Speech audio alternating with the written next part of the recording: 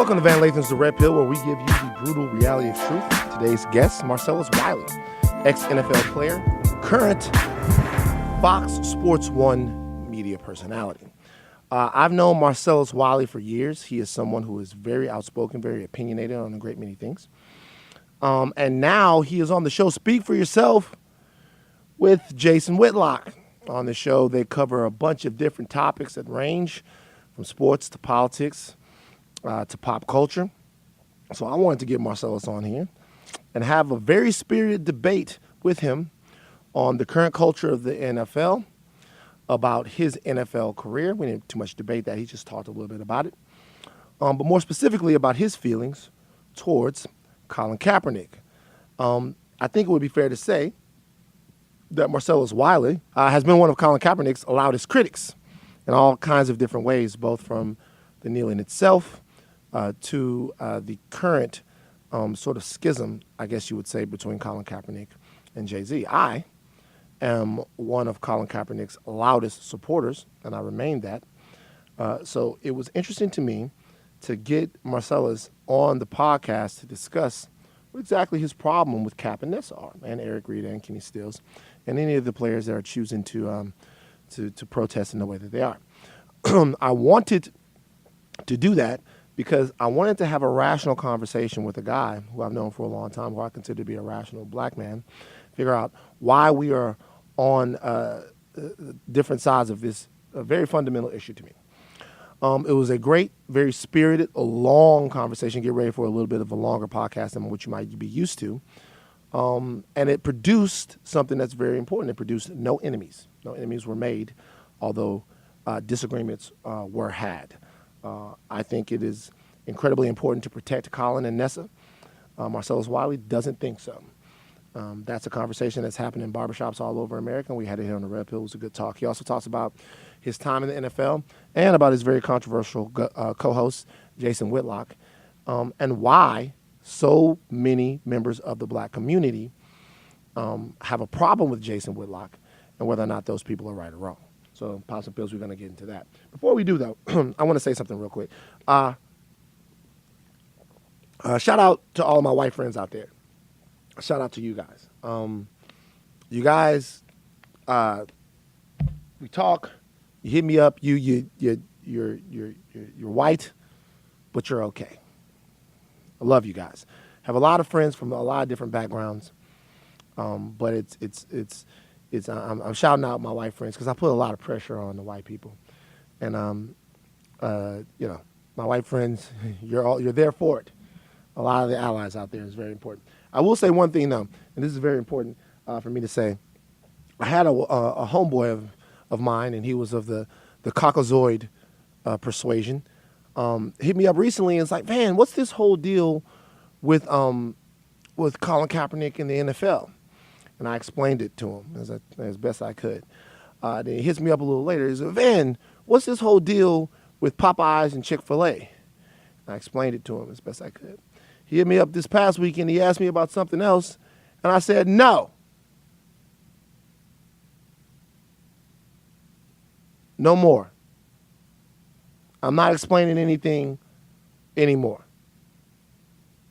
I'm not your nigga Cliff Notes. Okay? First of all, I'm not even the best resource for that.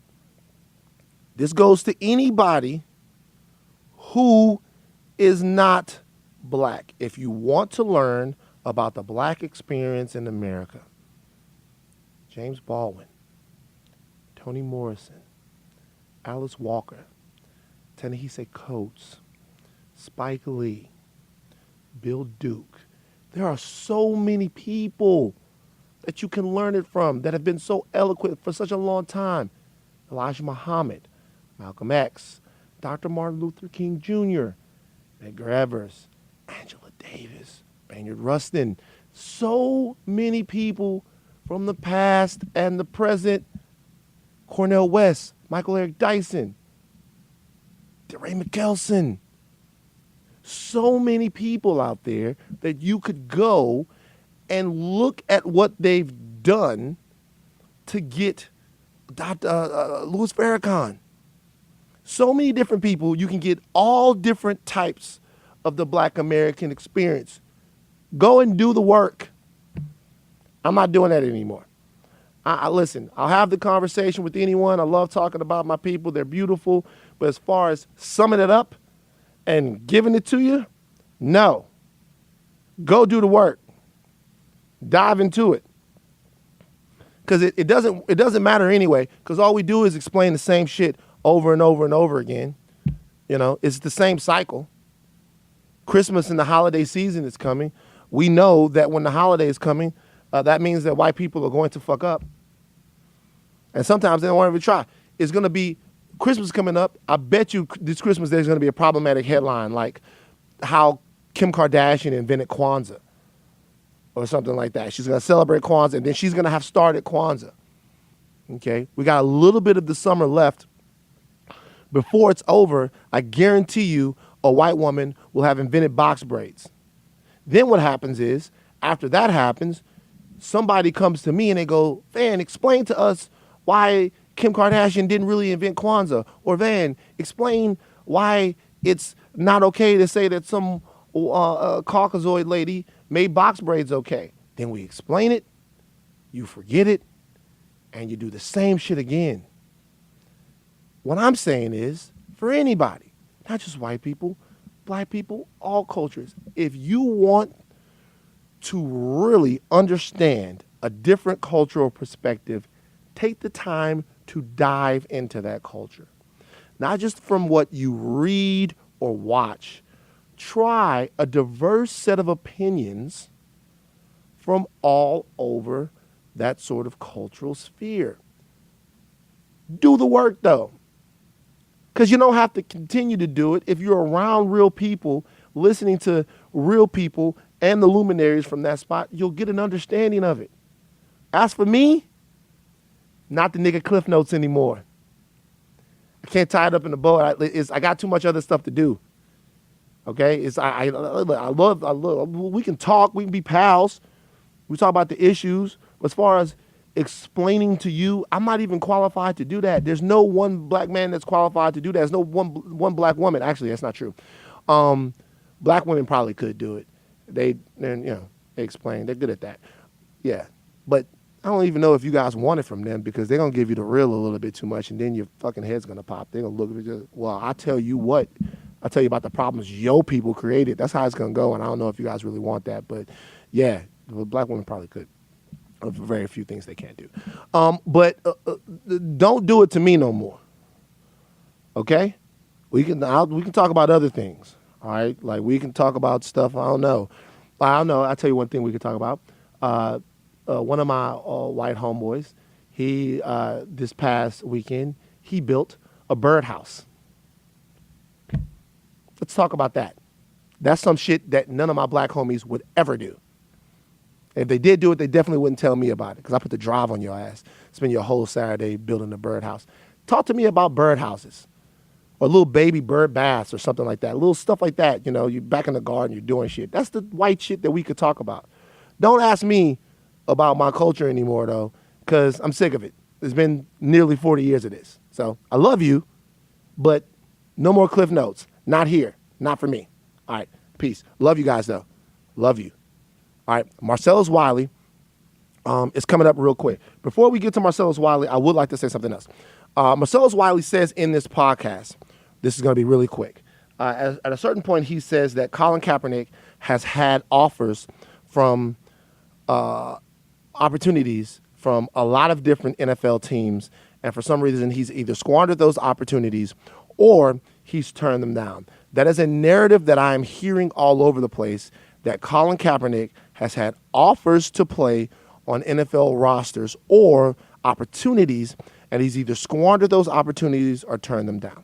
That is Marcellus's take. That is something that's going around. I would like everyone to know before this podcast even starts that the people that I talk to that are close to Colin Kaepernick and that are in the know about his situation with the NFL as it relates going back to 2016 are adamant that that is untrue.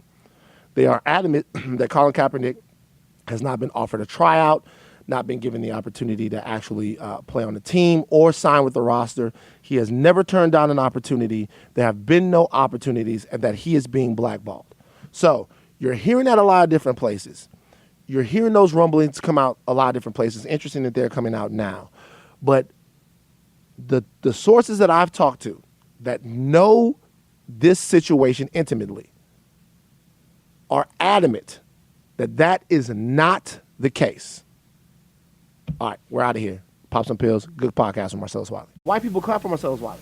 That's messed up. You do them like that still, huh? I heard your boy get at him say, why don't you make everyone clap? That was so funny. That was one time for David Oyelowo. I don't get that. Everyone, because we doing it. White people, once again, clap for Marcellus Wiley. And Mexican, Crystal. And Mexican, huh? Yeah. No, but we were talking about, here you go, my brother. We were talking about Max and Marcellus. I know, obviously you've moved on to bigger places. Yeah. But that's where a lot of people first got to know the media side of Marcellus Wiley. Right. That's where a lot of people first got to know. Well, yeah, I mean, if you later to the game, like it was a local radio show that just went maybe international in terms of his popularity. But I was in the game. I retired in 06, 07. You had been on ESPN. So I've been on ESPN, but it's weird. Like when you do TV, you don't hit them in the same places as you do if you do radio. How do you mean?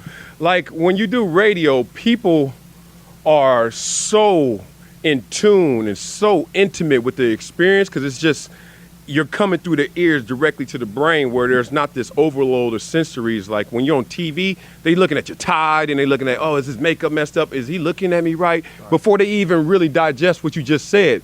Radio, man, it distills that. It just gets it down to the finite details of like, boom. Yeah. I'm talking right to you. You know, one of the first times that I really realized that maybe I could do this a little bit more was because I called into y'all show. I called into y'all show and I forgot what exactly we were talking about. Somebody had said the N-word or something like that. Uh-oh. And I called into your show and I was talking to Max. And whenever you can make Max shut up, you won. You won. You won. Whenever you can make Max shut up, you won. And he listened dude. to me, and then I got off the phone. Right. And Max said something like, "We can't let callers filibuster this." You know me, I'm gonna talk a lot. So Right. The whole thing. Right. So let's talk about where you are now. I am. Speak for yourself. FS1. Whitlock and Wiley. Right. Jason Look at your face. fucking Whitlock. Your boy, he been on here before me, and I'm your boy. You been to my crib. We've hung out for real officially. I thought you was my dog, and then Whitlock on the show before me. But I'm gonna let you live. Whitlock, I just had to get that out the way with Whitlock. There's so many opinions about Jason Whitlock, and I obviously have my own. I got mine too. What do you find about Whitlock? There's a lot of people who think that Whitlock is a troll. Some people that say he is an attack dog for the status quo, the establishment, the white man, if you will. Okay, let's go there. Let's go there. I wore this shirt on purpose. You want to keep it 100. Keep it 100. We got to talk all the way through this. Your thoughts about Jason Whitlock? It seems as if he has a lot of negative things to say about very prominent black people. Yeah. I can understand if you try to piecemeal this together, you're going to look at it and say, damn, he coming at brothers like that. Yeah. But one thing, let me start all the way from the beginning. I knew Jason Whitlock, just a prominent journalist. Hate him or love him, you got to give him his props. He got stripes on, you know. So being an active player in the league, I heard about him, and, he would take his shots, and probably the stories where he was actually applauding the players, people just glazed over. So I remember he wrote a story about Sean Taylor that I disagreed with, and this is when I was in the blogosphere and being a player, so I wrote a response, and we were on the opposite side of that story. But fast forward. What was the story about Sean Taylor? Do you remember? To paraphrase, I think like Sean Taylor's lifestyle kind of contributed to him being in the position and the predicament he was rest in peace, to ultimately his demise and him being deceased. And I disagree with that based on the situation. But Max and I always loved Jason, respected him. He was an original thinker. He came on our show before. So I had this healthy respect for him because, one, I hate the echo chamber. I hate when I go somewhere and everybody like, yeah. And I'm like, why am I around y'all? Nobody's challenging my thoughts. No one is layering my thoughts. No one is combating my thoughts so I can get to a higher ground, higher place. That's why Max and I work. Even though we have similar interests and backgrounds, we look at them completely different, and we were able to always find unique ground. So I respected Whitlock for that. So he comes on a few times. I was like, whatever. You fast forward to when my contract is up, just like a normal football sports contract at ESPN, and I was getting recruited by other entities in the business. So Fox is obviously one of them. And Whitlock and I start breaking bread. And you know the business Fox at that time and at this time was rolling out that bread. Yeah, that's what they did. Fox is making a move. They're being competitive. Yeah. So they recruited a lot of big time talent. Shannon Sharp, Skip Bayless, Colin Coward, Jason Whitlock. So they got a lot of guys. Throw my name in there now because you know what? Damn right. All the OESPN. You know, we all over there. Mustard on the beat, bro. So we trying to eat. And it's funny. Jason is this. Everybody gets it. But I understand when it's your own and you get it, it feels different. Duh. You know, the truth hurts, especially when you know that person, when you feel like you have something shared in your experience. So Whitlock is very principle-based, like raised in the church. Daddy told him no excuses no matter what. Right. And I don't think his politics are conservative necessarily. I don't know his politics, to tell you the truth. I know his viewpoints are very principle-based. Loves football, loves family, loves the church. And if you don't come at him in those respects, you're going to have issues. So he reminded me of the dudes that used to grow up on our block, the older uncles, the ones. I had uncles that was in the streets, that was lively, you know, riding around Nissan trucks and trying to floss on Crenshaw. Then I had older uncles who was just looking at us, shaking their head every day like, boy, what y'all doing? Y'all living that lifestyle. They used to say, y'all living that certain lifestyle. Right. Don't get you nowhere but the pen, boys. Right, and it's going to catch up to you. So that's Whitlock, man, in a nutshell, principle-based. Doesn't matter who you are, you're going to get it. And I really respect him because he's fearless. He goes there, and he backs up his viewpoint with his facts. Now, his facts are, like all of our facts, based on experiences and you out there actually looking into what's reality and what's supported by numbers or other objective measures. Like all of us. We always forget that part of this is your lens, how you see it, how you perceive it, on top of all the objective facts. So I respect him because every day he puts in the work and every day he's going to come with his unique opinion. I think my issue with him is that I see the criticisms that he has against white athletes or white people in sports as being more based around the game. And some of the criticisms it seems like he has with black athletes, besides the thing that he wrote about Serena Williams back in the day, like, you know what I mean? Has to do more with things that are outside of the game. Like when you talk about LeBron James and you assert or you accuse of LeBron James of making his kid's basketball game about himself. That speaks directly to the heart of not just LeBron as a person, but as a dad. Because if you're telling me that a dad would go to a kid's basketball game and want to make that kid's basketball game about him, you're essentially saying that he's a defective father. Like you and that's a leap right there, but I'm gonna give you that. I mean, that's how you received it. Well, if to me, you're a bad dad if you go to your kid's game and you make it about you. Well, let's be real about this. To me, that's my lens. One, I don't protect my co-hosts. I go at Max, I go at Michelle Beadle, I go at Whitlock if they deserve it on air if you watch. Yeah. And certainly in these situations, I respect them fully, but I will tell the truth. Don't look at me, y'all. One. Don't look at this picture of me through that frame. Like, it's funny, I know that comes with the territory, but everyone looks at you through that frame. I know you get that from TMZ. Like, they look at you through. Yeah, right. I'm not even saying don't keep doing it. Just acknowledge that's what you're doing. One. Now, let's talk about a dad who goes to a game, because I eye roll every time I'm out with my little man at his activities, because there's not only a dad who's doing too much. There's a mama doing too much. And there's a coach living vicariously through a 4-year-old. I see it all day. Now, I'm not taking shots at you, but don't act like there is not a huge population of people who are not trying to live through the next. These are kids that look like lottery tickets, at minimum a scholarship, and LeBron doesn't need any of that. But the same eye roll I give to a dad that I'm like, damn, why is he on the court? Damn, why is he yelling? Damn, why is he like taking attention away from his son? Is where LeBron maybe stepped over that line. I love LeBron saying, I'm a part of this team. Like, A superstar just getting in the layup line. It wasn't even with his me? kids that was doing it. Right.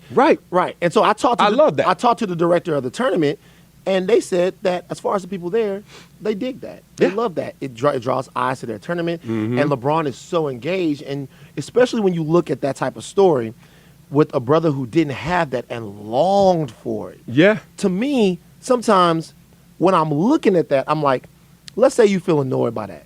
Why use a national platform to shoot at a man for father and kids? Well, look, let's not also validate overcompensation. Like, okay, we understand, LeBron, you didn't grow up with that. But we can't let everything you do that's in excess just be validated by, oh, you didn't grow up with that. Right. Like, there is equilibrium here we got to respect. Right. And LeBron did this the year before. This is what I tripped off of. Because I live in this world of sports, entertainment, got to do my research. I'm a nerd. I love my computer. He did this in 2018. Nobody said a damn thing. It comes out in 2019 because his likability suffered. You come to the Lakers, first thing LeBron does is land. He says, hey, man, come to my Blaze Pizza in Culver City or wherever.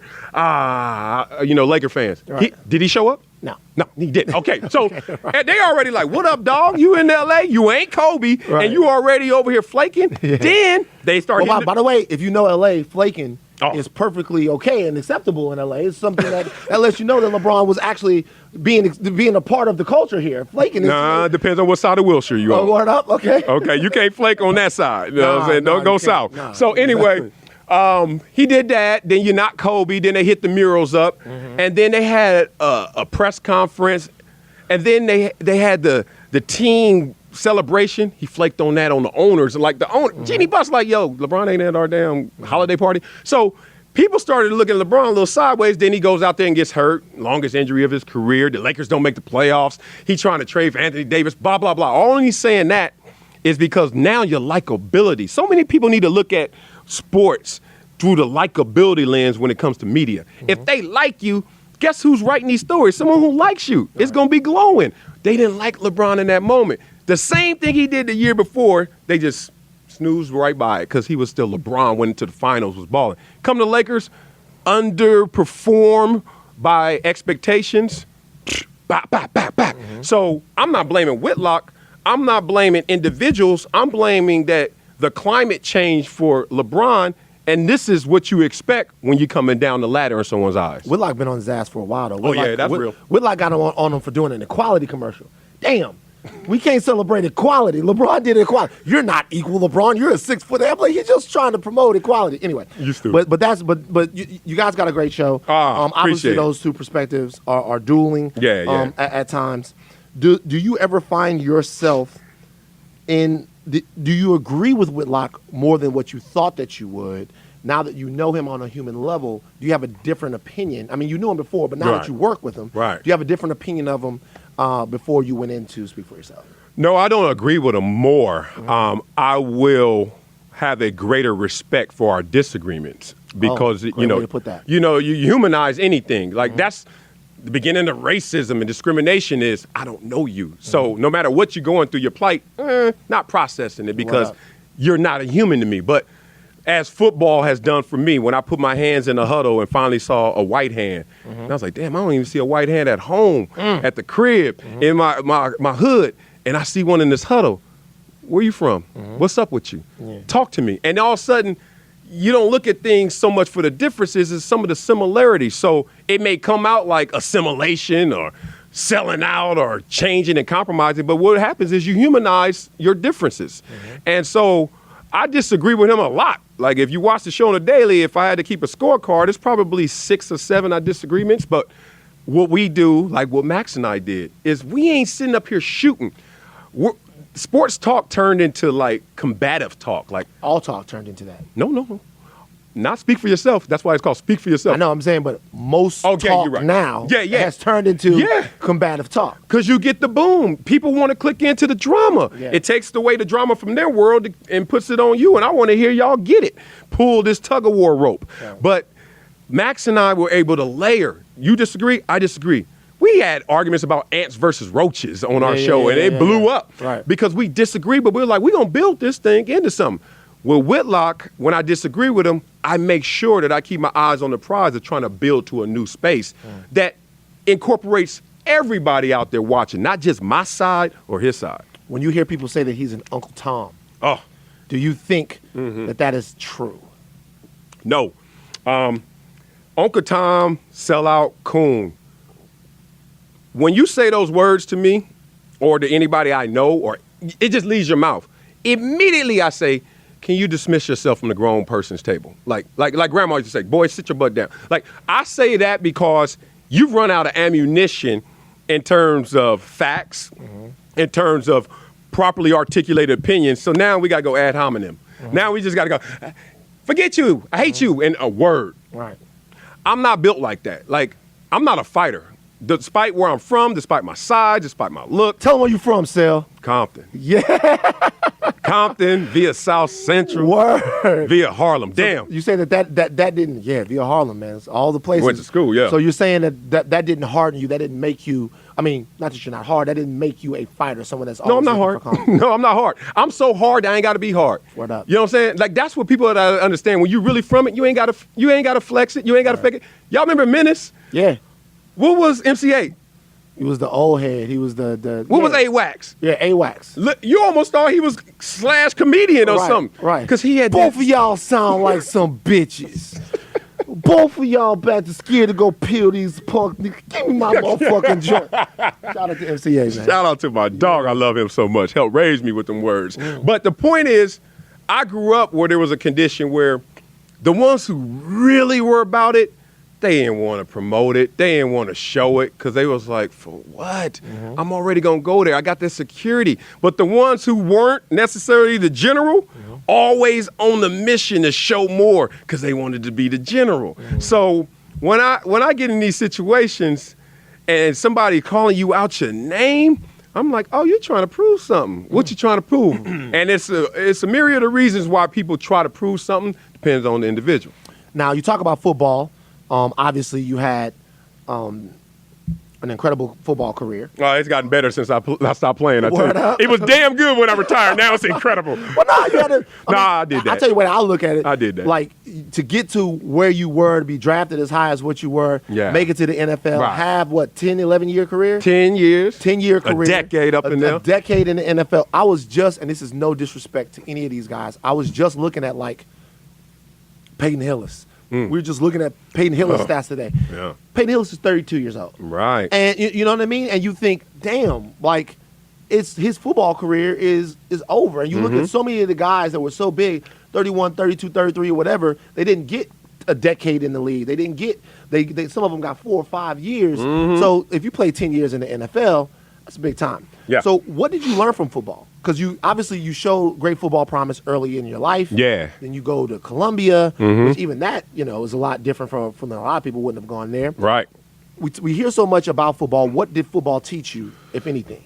Oh, man, started from the beginning, 7, 8 years old playing football. The first thing I learned is that I had a talent that needed more than just talent to be properly groomed and blossoming.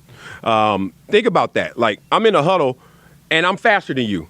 I'm in a huddle, and I'm more agile than you and quicker than you. But that doesn't mean guarantee success, because you can still tackle me. And I remember being young and like, damn, I got to work at being good. I got to work at being good. Yeah, that was the first thing I learned from football, because I was like, he ain't better than me. We race each other, please. I give you a 20-yard head start and beat you in a 20-yard dash. I was that kid. Word. But I was like, damn, I got to work at being good, because I got the ball, and I would score literally 4 minimum touchdowns a game.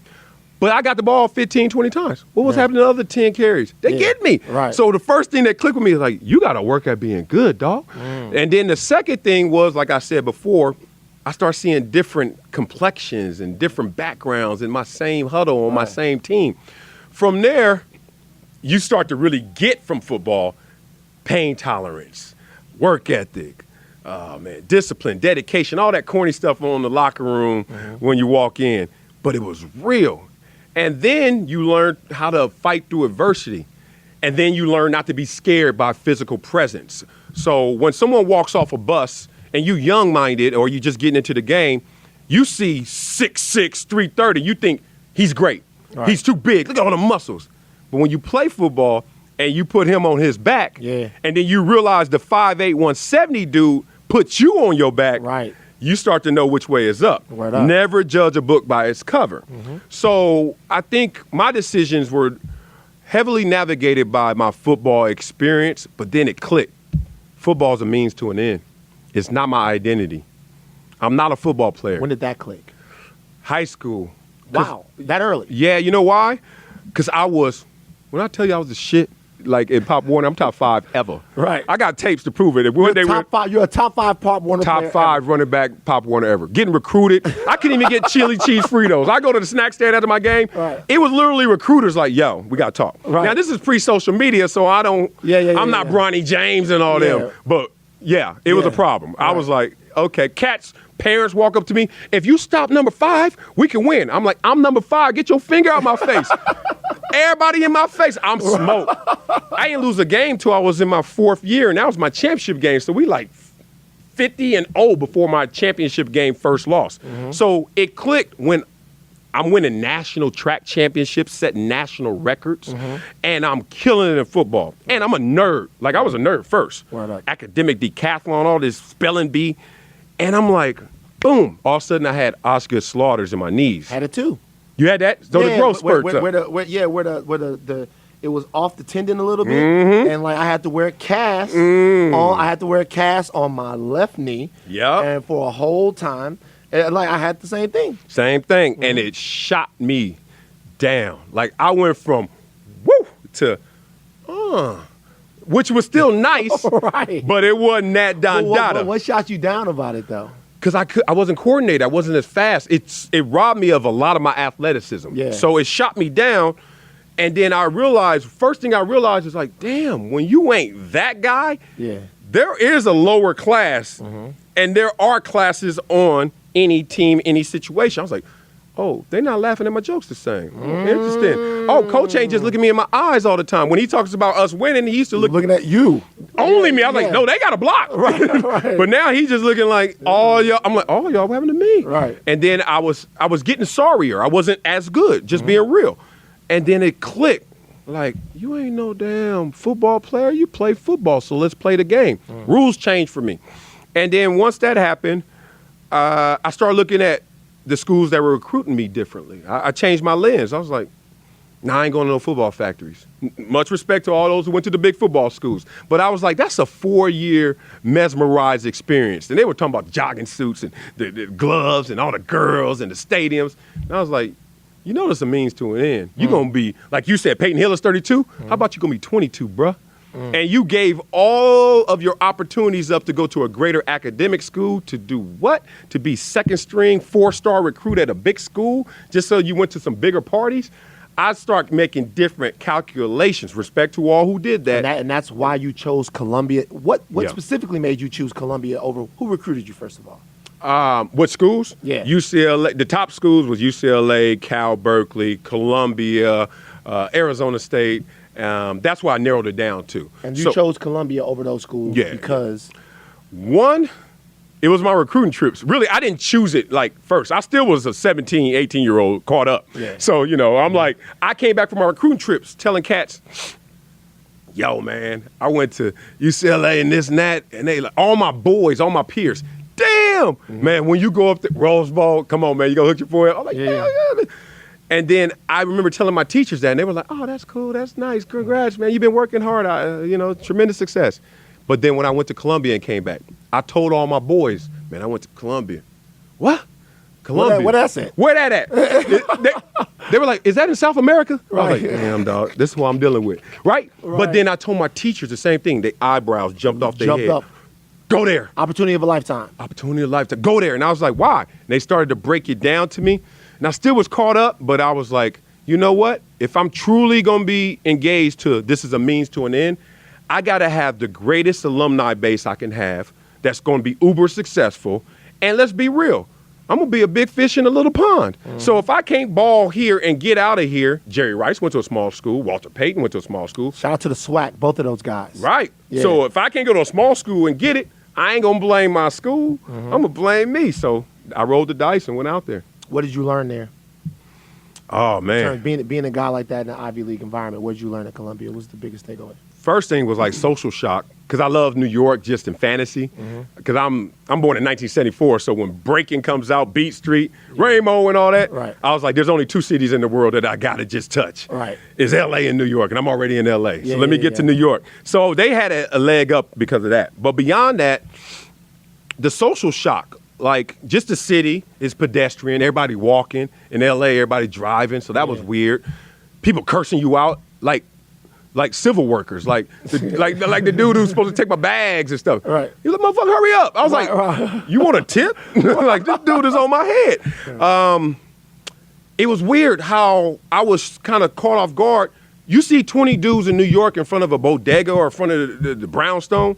That doesn't mean a damn thing in terms of criminal element or like, yo, what's up, or you won't smoke. But in Compton, in L.A., you see 20 dudes in one huddle. You like, what's up? Yeah, what's happening? What's going down? Yeah. So that was weird to decipher. And I think beyond that, when I got into the classroom setting on campus, I learned there's so many pathways up to the top. I learned that if you go to Runyon, yeah, you go on the cement or you go on that one dirt trail, but if you really stop and breathe, there's so many damn ways to the top of this. So, Because you're in class with people who are fourth generation, and some people, it's so, when you look at the billionaires, because when we talk about success as African Americans, typically, we're talking about people who are ridiculously exceptional at something that everybody tried to do, right? yep. Yeah, I don't know anybody who's tried to start like a shipping company. You know what I'm saying? Yes. I don't know anyone who tried to start like a mail company or a loan company. Yes. But when you look at the billionaires, like when you look at like the Con guy or like it's all like, and in 1966 is when he got his first loan to start J.W. Morgan Shipping, and then it grew into a conglomerate. Boom. And it's all of these things. So, or all kinds of different ways, things that people have done that are outside of what we're told to do. Bingo. Even the doctor lawyer thing that we're told to do in order to be successful. Yeah. And when you're at a place like Columbia, you're seeing those people. I You're would imagine. seeing them, and like you said, their offspring and the success and the generational wealth is actually being materialized in your face. One cat got $25,000 a month for his allowance and got dropped off at school in a helicopter and tried to downplay that. Right. And it's such a part of their DNA and existence that they actually feel shame. And I was like, what the hell? Yeah. That's aspirational if your family got you set up in those situations. So I learned that, like you said, Dr. Buss, man, he started to become a billionaire off of $700 that he saved up with his boy and bought one piece of property. Dr. Buss in like the 70s, and then boom, boom, boom. And now he was Dr. Buss. Right. So I'm with these kids and the kids of them. And they're telling me stuff that I just never heard. Like we had maybe 4 players in the NFL that were Ivy Leaguers, but we had 6 owners. Wow. I said, oh, wait a minute. And then I started to realize that these guys are going to make it because of what's between their ears. And I've been taught you're going to make it because of your body. Right. So when I started to look at that calculation, I was like, okay, I'm going to use this body because I know it's going to be a meteoric rise. It's going to get my family from 0 to 60. It gives you a head start. Hell yeah. Yeah. But I'm never going to lose sight of what's the end game, which is really try to get this generational wealth to take some of this weight off us. Now, you play at Columbia, you do well, you get to the NFL, you get in the middle of your NFL career. We're not going to relitigate that, but I do want to ask one question. I love you. What was the worst thing about being in the NFL? In the NFL, just the whole, like my The entire whole existence. thing about your NFL, the worst thing about it. Forget about like all the things we know that are awesome about it. Yeah. What was the worst part of the NFL? Who Mr. T say? One word. Pain. Pain. That damn pain was. Okay, I got to answer this twofold. One is the toughest part is the pain that you have to go through to just get it done. Like the rigors of the game. Like football is a presentation of a wall in front of you every single play, every single day. Think about what football is for real. It is moving another man against his will to progress down a field. He doesn't want you to go, and I got to get there. So everything I did was based on resistance. And then, guess what? I feel that. And he felt it too. And he probably felt it more than me because I was successful. But still, you're going to know you've been in a fight even if you win. So the pain, the days I couldn't wake up and just walk to the bathroom. I always tell the story of I keep a gallon like jug everywhere I go. Work, home, car. Because there was a day when I woke up middle of the night and couldn't move. And I was like, I got to pee, dog. And I couldn't move. And I was like, I got to pee. And I used to always have Cheetos and like some Minute Maid by my dresser. Always, just for comfort. Not even eat it half the time. Just when I wake up in the middle of the night, I was like, it's right there. Right. So one day I was like, I can't move. And I literally said, brain fire, tail, leg, lift. No. Like old Betsy wasn't firing. Wasn't doing it. No. But then the leaking was coming. And I was like, wait a minute, dog. You said you pissed your bed, you peed in the bed. I didn't. What? I saw the Minute Maid there. Now, I did waste that orange juice in there. Right. Because I had to mix it up with me. Right. But I did it. And then you know what? I was like, oh, man. The pain that it took to just go through everything. Even I made the Pro Bowl and didn't practice one time that year because I had surgery on my foot. And people are like, you're amazing. And I bought into that hype. But I signed a deal with the devil doing that. Because if you ain't working on your craft every single day, if you ain't getting better, you're getting worse. And it caught up to me quick. So I think the pain. The other thing that was horrible about the NFL experience, even though I loved it, don't even confuse it. Don't just click and tune in right now. But he hated the NFL. The other part that was so damn defeating was the fact that you couldn't fully like just go out there and get it. It's so fickle. Everybody's good. Everyone's great. And you can have a six-pack, run the sand dunes up and down, getting proper rest, turning your phone off, not dating, not hanging, all in. And I've been there. And then you go out there that first play, get your ass back down that hill and climb back up and rehab. That's why Andrew Luck retired. Right. Because no matter what you do, it ain't a guarantee in sight in the sport of football. Anytime it can happen to you. Anytime. It happened. I broke my foot in practice. And they trying to protect me because I was the new investment. I was the biggest deal they ever had in Chargers history. They like, don't touch Wiley. Yeah. Like I'm LT or a quarterback. Right. Don't touch Wiley. And I'm just over there doing this double team. Yeah. Done. Well, when you heard Andrew Luck retire, what'd you think? I was shocked like everybody, like, damn, that's what's happening this weekend? Like Andrew Luck retiring with 2 weeks left before the season? But then I had a tremendous respect because I personalized that story. I felt that. It's weird. I could have been much better as a pro. I mean, I made a few Pro Bowls, only started in one, had my accolades, certainly got my goals accomplished, which was being real to get my money. You're rich. I got paid. And I did. I mean, that's what I had to do for my family. It wasn't even a selfish goal. But when I saw him say, enough's enough, I remember thinking, damn, there's only one regret I have from playing football all them years. Why didn't you professionally redshirt?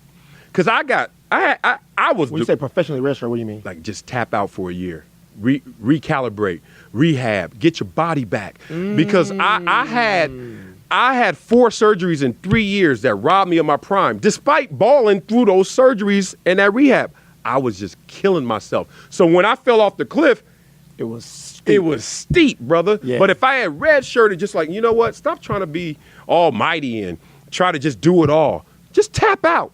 Be whatever they're going to call you, and then come back you.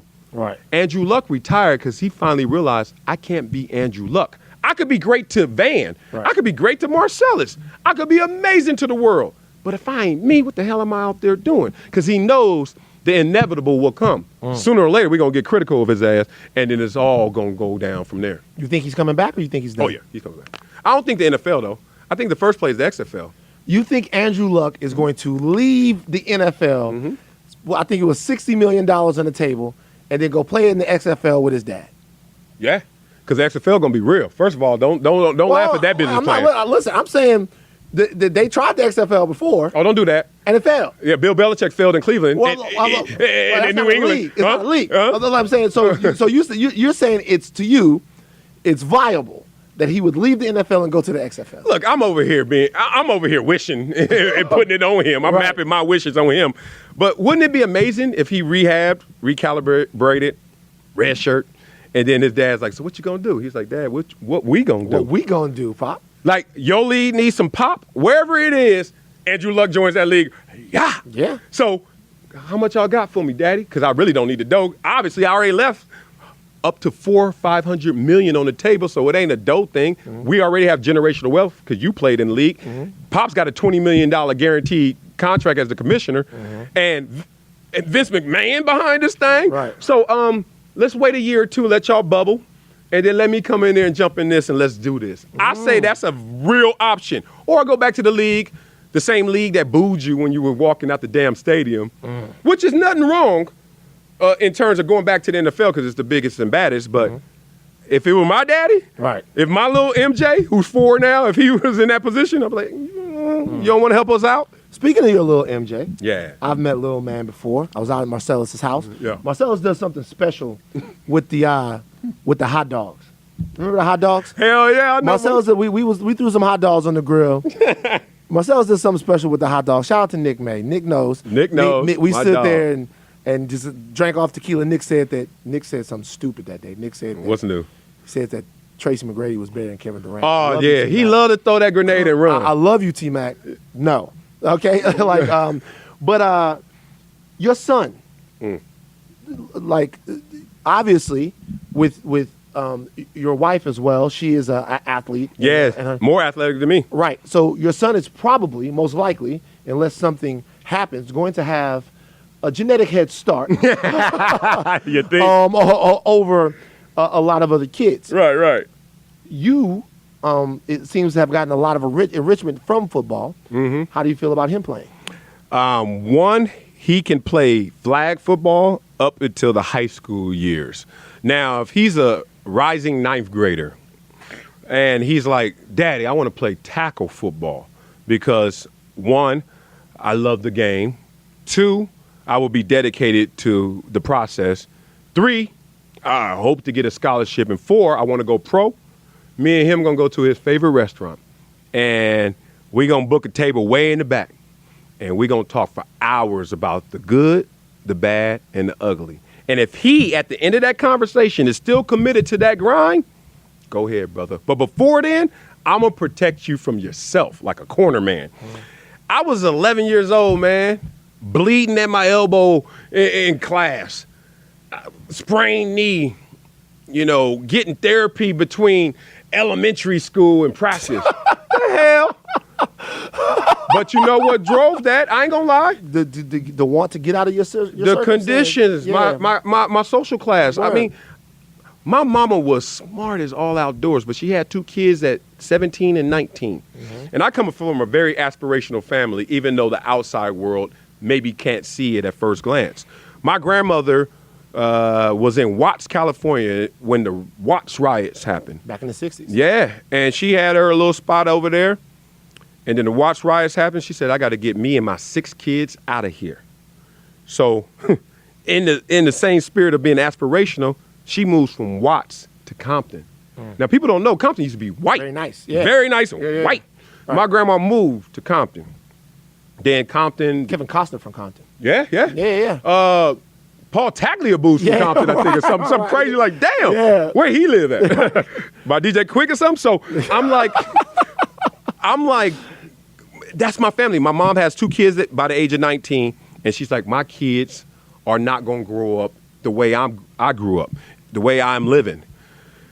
And she was a straight A student. My mom said, we got to move somewhere better in terms of school systems. And that was her first thing. And we moved from Compton to South Central. Now think about how that those seems like small incremental steps, but they were huge leaps in our family.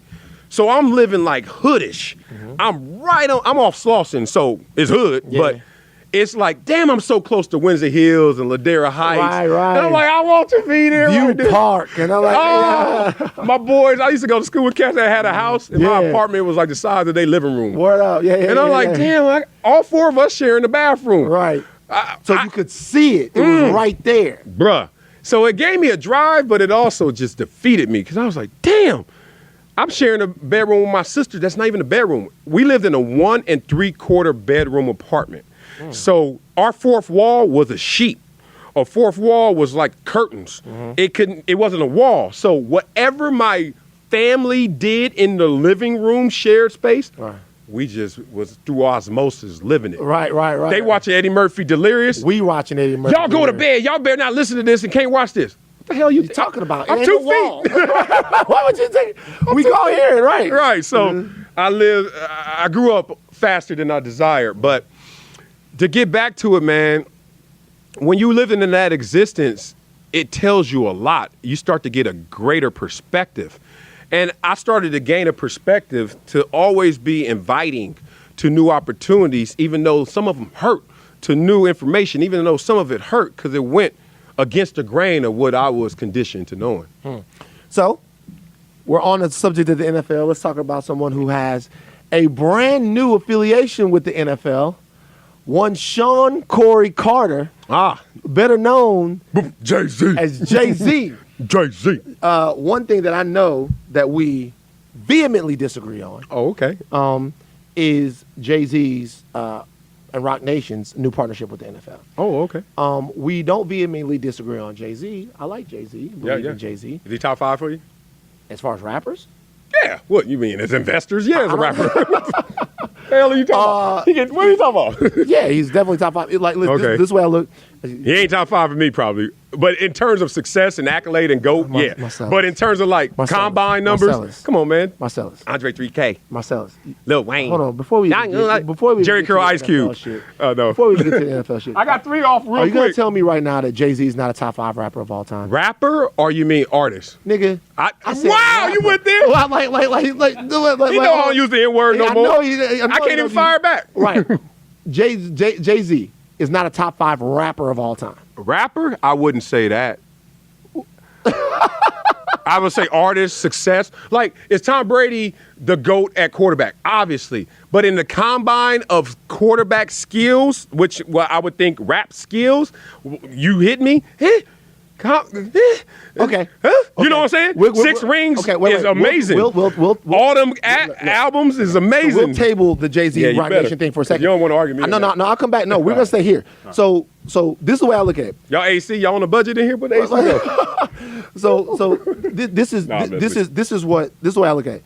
Jay-Z is number 1 in one category for me and number 3 in another. That's where I'm at. But not he's 3. in top 5. So he's number 1 in the most successful rapper of all time. Oh, yeah. Definitely. He's number 3 in the greatest rapper of all time list behind Big, Pac, and then his Hove is 3rd. Okay, I'm not arguing that because my argument is not too far from there to even just waste your time. But you just said he's not a top 5 rapper. Because so who's better than Jay-Z? Who 5 rappers? 5 rappers historically better than like Jay-Z. rappers. Like if you got a backpack on, I got a backpack on. We on the corner. We give them the same beat. 5 rappers better. You ready than for the Andre 3000? Okay, I don't agree, but go ahead.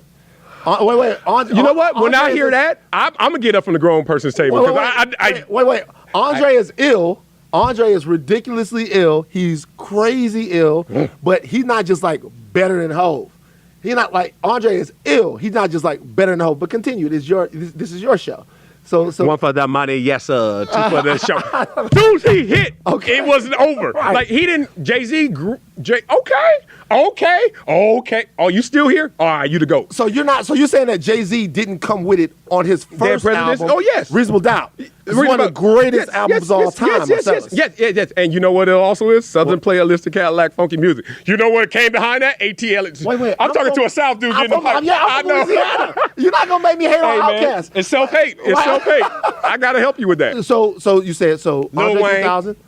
Lil Wayne is better. Don't do your eyebrows like that because you're laughing at me on this side. I'm not laughing at you. Once again, I'm from South Louisiana. You're not about to make me say nothing about Lil Wayne. This is Marcellus Wiley's list. Go ahead. Jerry Curl Ice Cube. Jerry Curl Ice Cube. Okay. Paybacks. What are y'all talking about here? That's 3. Okay. For me, Scarface does a lot. Not mad at that. Okay. I have horrible recall. Okay. So my sister's going, when she sees this, but you fool, you forgot this, and this. Yeah. But man, like people gonna take it wrong. Rappers. Lyrically, we just talk rappers, lyrics, spitting. like Jadakiss is better as a rapper than Jay-Z. As a rapper, like combines, you don't know where to draft him, but you just like skill to skill. Don't do that. But he's not a greater artist. Jadakiss is a better rapper than Hov. You don't agree? Rapper, backpack, same beat, go. Same beat, Jadakiss will murk Hov. No, see, now you win excess. I'm asking. I've said he may photo finish him, but I would go with Jadakiss in terms of skill. My nigga. And this ain't even my top 5. You just made some news. Like I'm telling you, you just made some news. By the way, that's in no way a shot at Kiss. Love Jada. Everybody that you just. Everybody that does that is taking a shot. Everybody you just who they named. just said. Everybody that you just named. I'm not even done. Can flat out rap. Go. Everybody you just named, and guess what? Go. They ain't better than Jay-Z. I can't. Hey, look, I take that L. See, who else? Name some more. Keep going. Jesus. Rappers that are better than Jay-Z, because we're gonna cut this into one thing and then put it out there. 100,000 hits. Who else out there? That's Biggie. Biggie. Yep. Can't argue with that one. Pac is on the fence for me. Jay-Z raps better than Tupac. Yes, that's what I'm saying. Yeah. But as artists, then right. To me, but as exactly. So I already gave you 5. There you go. Cut that up. Yeah, we're gonna cut it up all right. Marcellus Wiley, we're gonna cut up. I ain't dealing with y'all in these Marcellus streets. gonna be on Complex. Like Rap Radar. So the Jay-Z partnership with the NFL. That's how this all started. Okay. Give me, like you, you heard me on it. I'm sure. I heard you disagree. I ain't hear you on it. All right. Well, why you don't like it? Go. Well, it's not that I don't like the partnership in and of itself. What I don't like is the method in which Hov went about it. Right. So, let's discuss. So, I think that personally, to me, you know, I do this with you too. Right. Whenever you're like, well, to me, personally, for me, you about to go somewhere. Right. So I think, and I'll give my sister Patrice Calours credit for having said this, is that Jay-Z did cross an intellectual picket line. And the Garrigo said that as well as the lawyer from Colin Kaepernick. Yep. I give credit to the black woman. But, but you know what? I love you. But that's what happened to Chris Haynes when he actually broke the news on Kawhi and Paul George. Right. But because Woj broke it a minute later, everybody gave Woj the credit. We're like, give credit to the black man. Chris Haynes did that. Shout out to Darkness. But I think that, to me, number one, you had two things happen. Number one, Jay-Z had said that he was with Colin Kaepernick. He had worn the Colin Kaepernick jersey on Saturday Night Live and had put his name in the song or did the whole song, had people kneeling in the video. Yep. And then as Kaepernick continues his fight for employment in the NFL or to be made whole again by what happened, Jay-Z does a deal with them. And to me, I would feel like our first, I've said this before, but our first imperative as people from the community, as people from the culture to one another, is to protect each other. Like, if there's an entity that I feel like is being unfair to Marcellus, it's not just because we homies. And because, we've known each other for a long time, I call this guy and ask him for advice, all kinds of things. Because you are a black man, the first thing I have to do is make sure that you're being protected. And that what you want and what you need and you feel like is being denied from you, that I'm not in league with someone that is doing that, okay? And in that respect, I feel like Jay-Z failed Colin Kaepernick. I feel like that because Jay-Z seemed to be on code with it, then to go and do it and not even have any sort of conversation with him in any way, to me, was an L for Hov. I hear that. It well laid out. My pushback is this. Oh, thank you. My pushback is this. Before you point, or if you desire to point Kaepernick in his camp, one finger out, you got to put 3 back at yourself. You got to clean up your own house before you start talking about mine. Kaepernick's in partnership with Nike. Nike supplies the league in terms of uniform and its apparel. So if you have no problem with someone who is partnering with a league that is quote unquote blackballing you because of your Nike deal for money for Kaepernick, then why do you now have a problem with a black man who is partnering with the same league that is blackballing you? He will never answer that question because there's no real reasonable answer. That shows hypocrisy. He has answered it. Go. To me. Oh, okay, to you. He ain't answered that one. Right. He answered it. You inferred. So no. He answered it to me. Okay. That's your dog? In that phone? You need to get out the club with that phone. Look at that damn. Where's your screen protector? Like this is what I'll say. Go. Colin Kaepernick has been with Nike. He signed with Nike for a long time. Yeah, we all do that. So he had been with Nike for a while. Yeah. His partnership with Nike started before there was any. He had made the decision to sit or kneel. I respect that. So his deal with Nike goes back a long way. When Nike decided to do its Just Do It campaign and they wanted Colin Kaepernick to be a part of it, he used that as a platform to talk about some of the things that he had been wanting to talk about. Yeah. To me, he should. To me, that is no different than LeBron James saying, "Hey, Nike, I want you to be a part of this social initiative," or Durant or anybody else using the fact that they're signed with this this particular corporation to use it for some good. To me, does that mean that he can't have an issue with the NFL or an issue with the man that he thought was an ally in his issue with the NFL? I don't see how those things are on the same page. Yeah, and that's why this is to my greater point. I just wanted to set that up, lay it down first.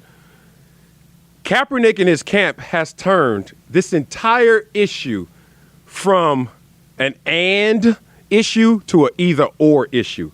And that's where my frustration grew and maybe boiled over. Look, we are all fighting for the same damn thing, especially if you from that situation, which is the lowest rung. We'll get into that.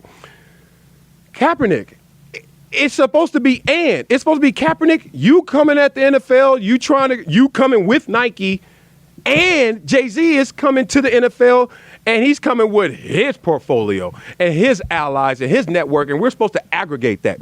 What happened was, and maybe not even Kaepernick's full doing, but Nessa, Eric Reed, and others have turned this into an either-or conversation and continue to do it.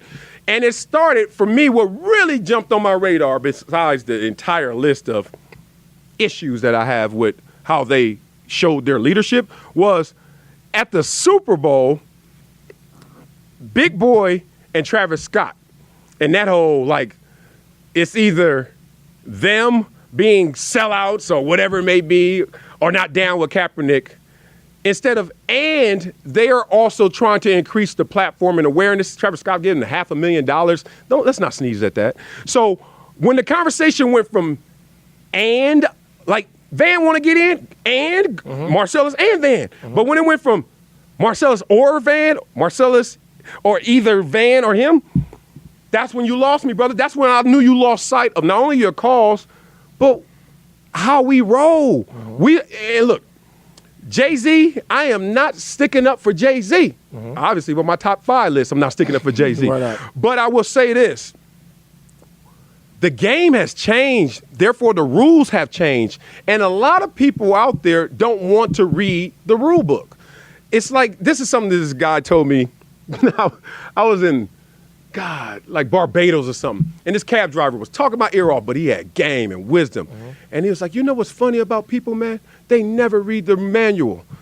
And he was talking about when you grab your iPhone, soon you do is just doing this. And you do this, right? And then 6 months later, you be like, damn, I can't sync my calendar or something. And your homie come up to you, be like, oh, all you gotta do is A, B, C. And you like, how you know that? You're like, oh, I read it, or I've already been doing it. I'm looking at this Kaepernick situation as an entirety, as a whole, and saying, why we keep talking about race when this has always been an argument that has been interwoven between race and class?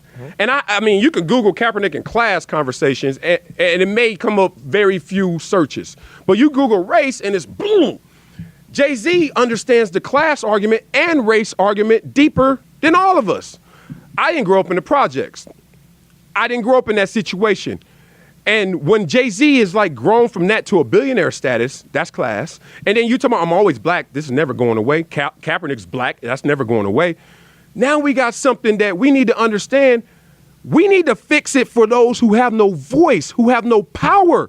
That's the lowest rung in our society, where race meets class at its lowest level. And the lowest level deemed by society in race is black. And the lowest class is in our urban ghettos across America. So when those two things coexist and collide, you got to salute to somebody who's been through that situation, or at least say, and you and I, let's tackle this. I don't think Jay-Z backstabbed him, because Jay-Z is playing a class conversation while Kaepernick, in a large summation, is playing more of a race conversation. couple of things. Number one, very well said. The Kaepernick kneeling or sitting had to do with social injustice and police brutality, right? And And what? racial discrimination, systemic oppression. Systemic oppression. Okay. Which brings up some class. Brings up some class, right? When the police beat the hell out of you, or shoot you or do whatever, very rarely do they have a bank statement handy. So they don't know how much you're worth. I mean, Right. it's assumed that if you're in a poor neighborhood, some of these things take places in poor neighborhoods, some of them Right. don't. It's assumed that these people are poor and that everyone assumes that black people are poor. But the class argument has more to do, to me, with the structures that put us in these situations than it actually has to do with the system of violence that the cops use against us and how they sort of devalue black lives. I think that there is a racial Yeah. component Oh, of yeah. that Oh, that yeah. is historic in America, in a country where a black life has never really had any value. So that's one thing. I understand the class argument. That is a macro argument that we have to change through unity and group operations, if you ask me. Now, And it's a very important one because can you remember what you're going to say or you want to flex and then I'll go back? you go for it. Okay. We have to talk class, race and class. Like, people have to understand when the rules change. And I don't think I'm hearing this enough. And you know me, I'm cool as a fan, but then I can hit a switch because I understand what is happening to my people and we are not changing our lens and learning the new rules. So there's so many levels to this. But this is what I'll say Okay. about the class argument. If you look at this historically, there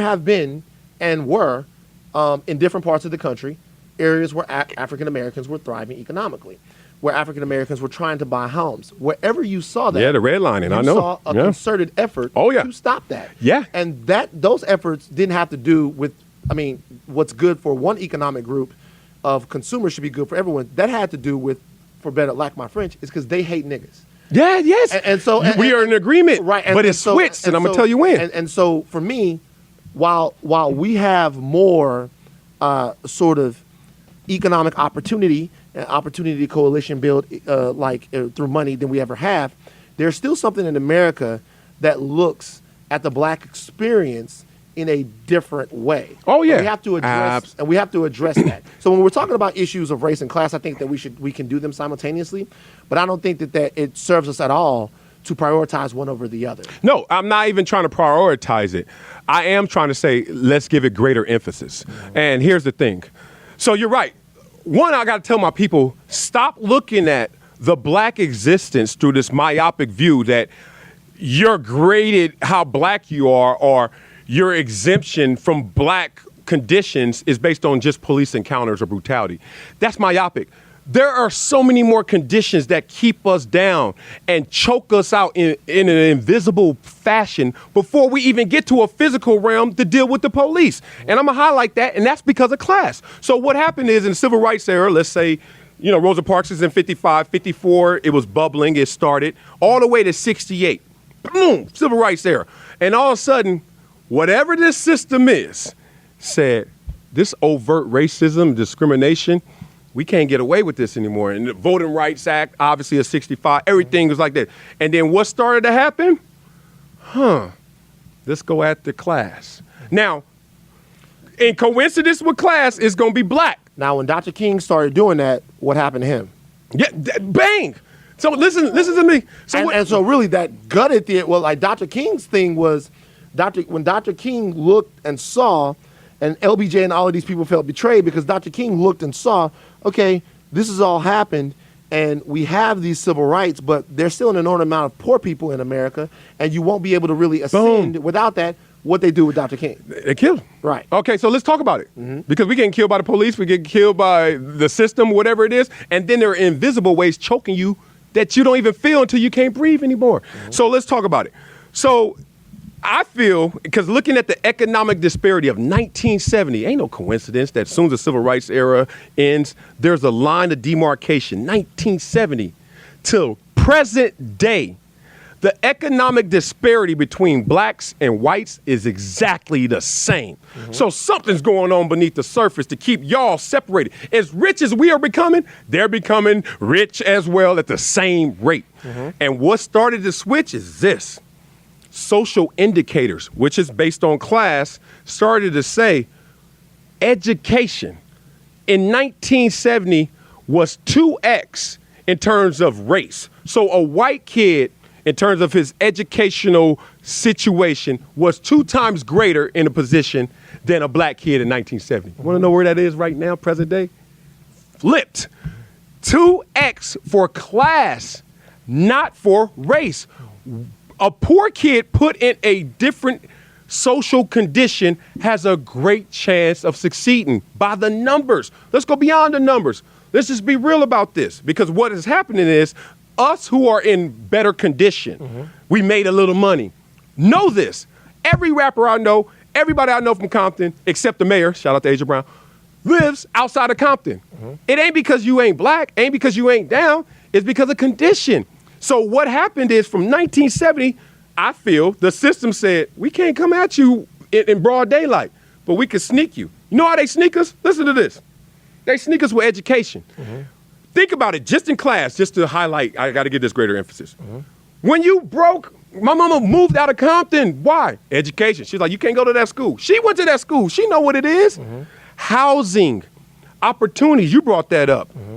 Life expectancy is different just by where you live.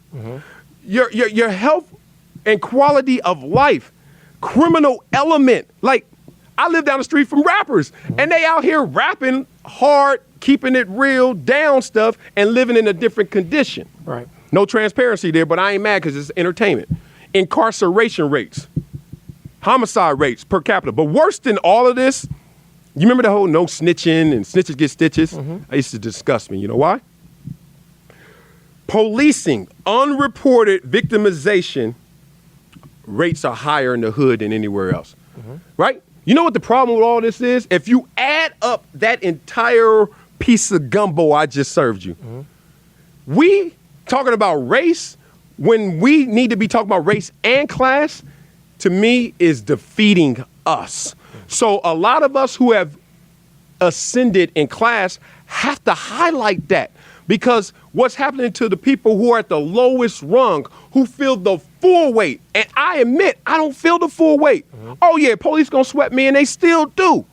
I had a shotgun to my head at 14 by the police, sitting on a street corner because they thought I had robbed a bank 2 blocks away. And I've been a victim of this. And I understand that there's a different condition, not just because of police encounters, that's too myopic, because of all these other things that I just read off. And to get deep with it, it's this whole image of black card that I don't even agree with. I don't even laugh at. I hate when people are like, I'm gonna pull your black card or you coon seller. I'm like, because what happens is it brings guilt.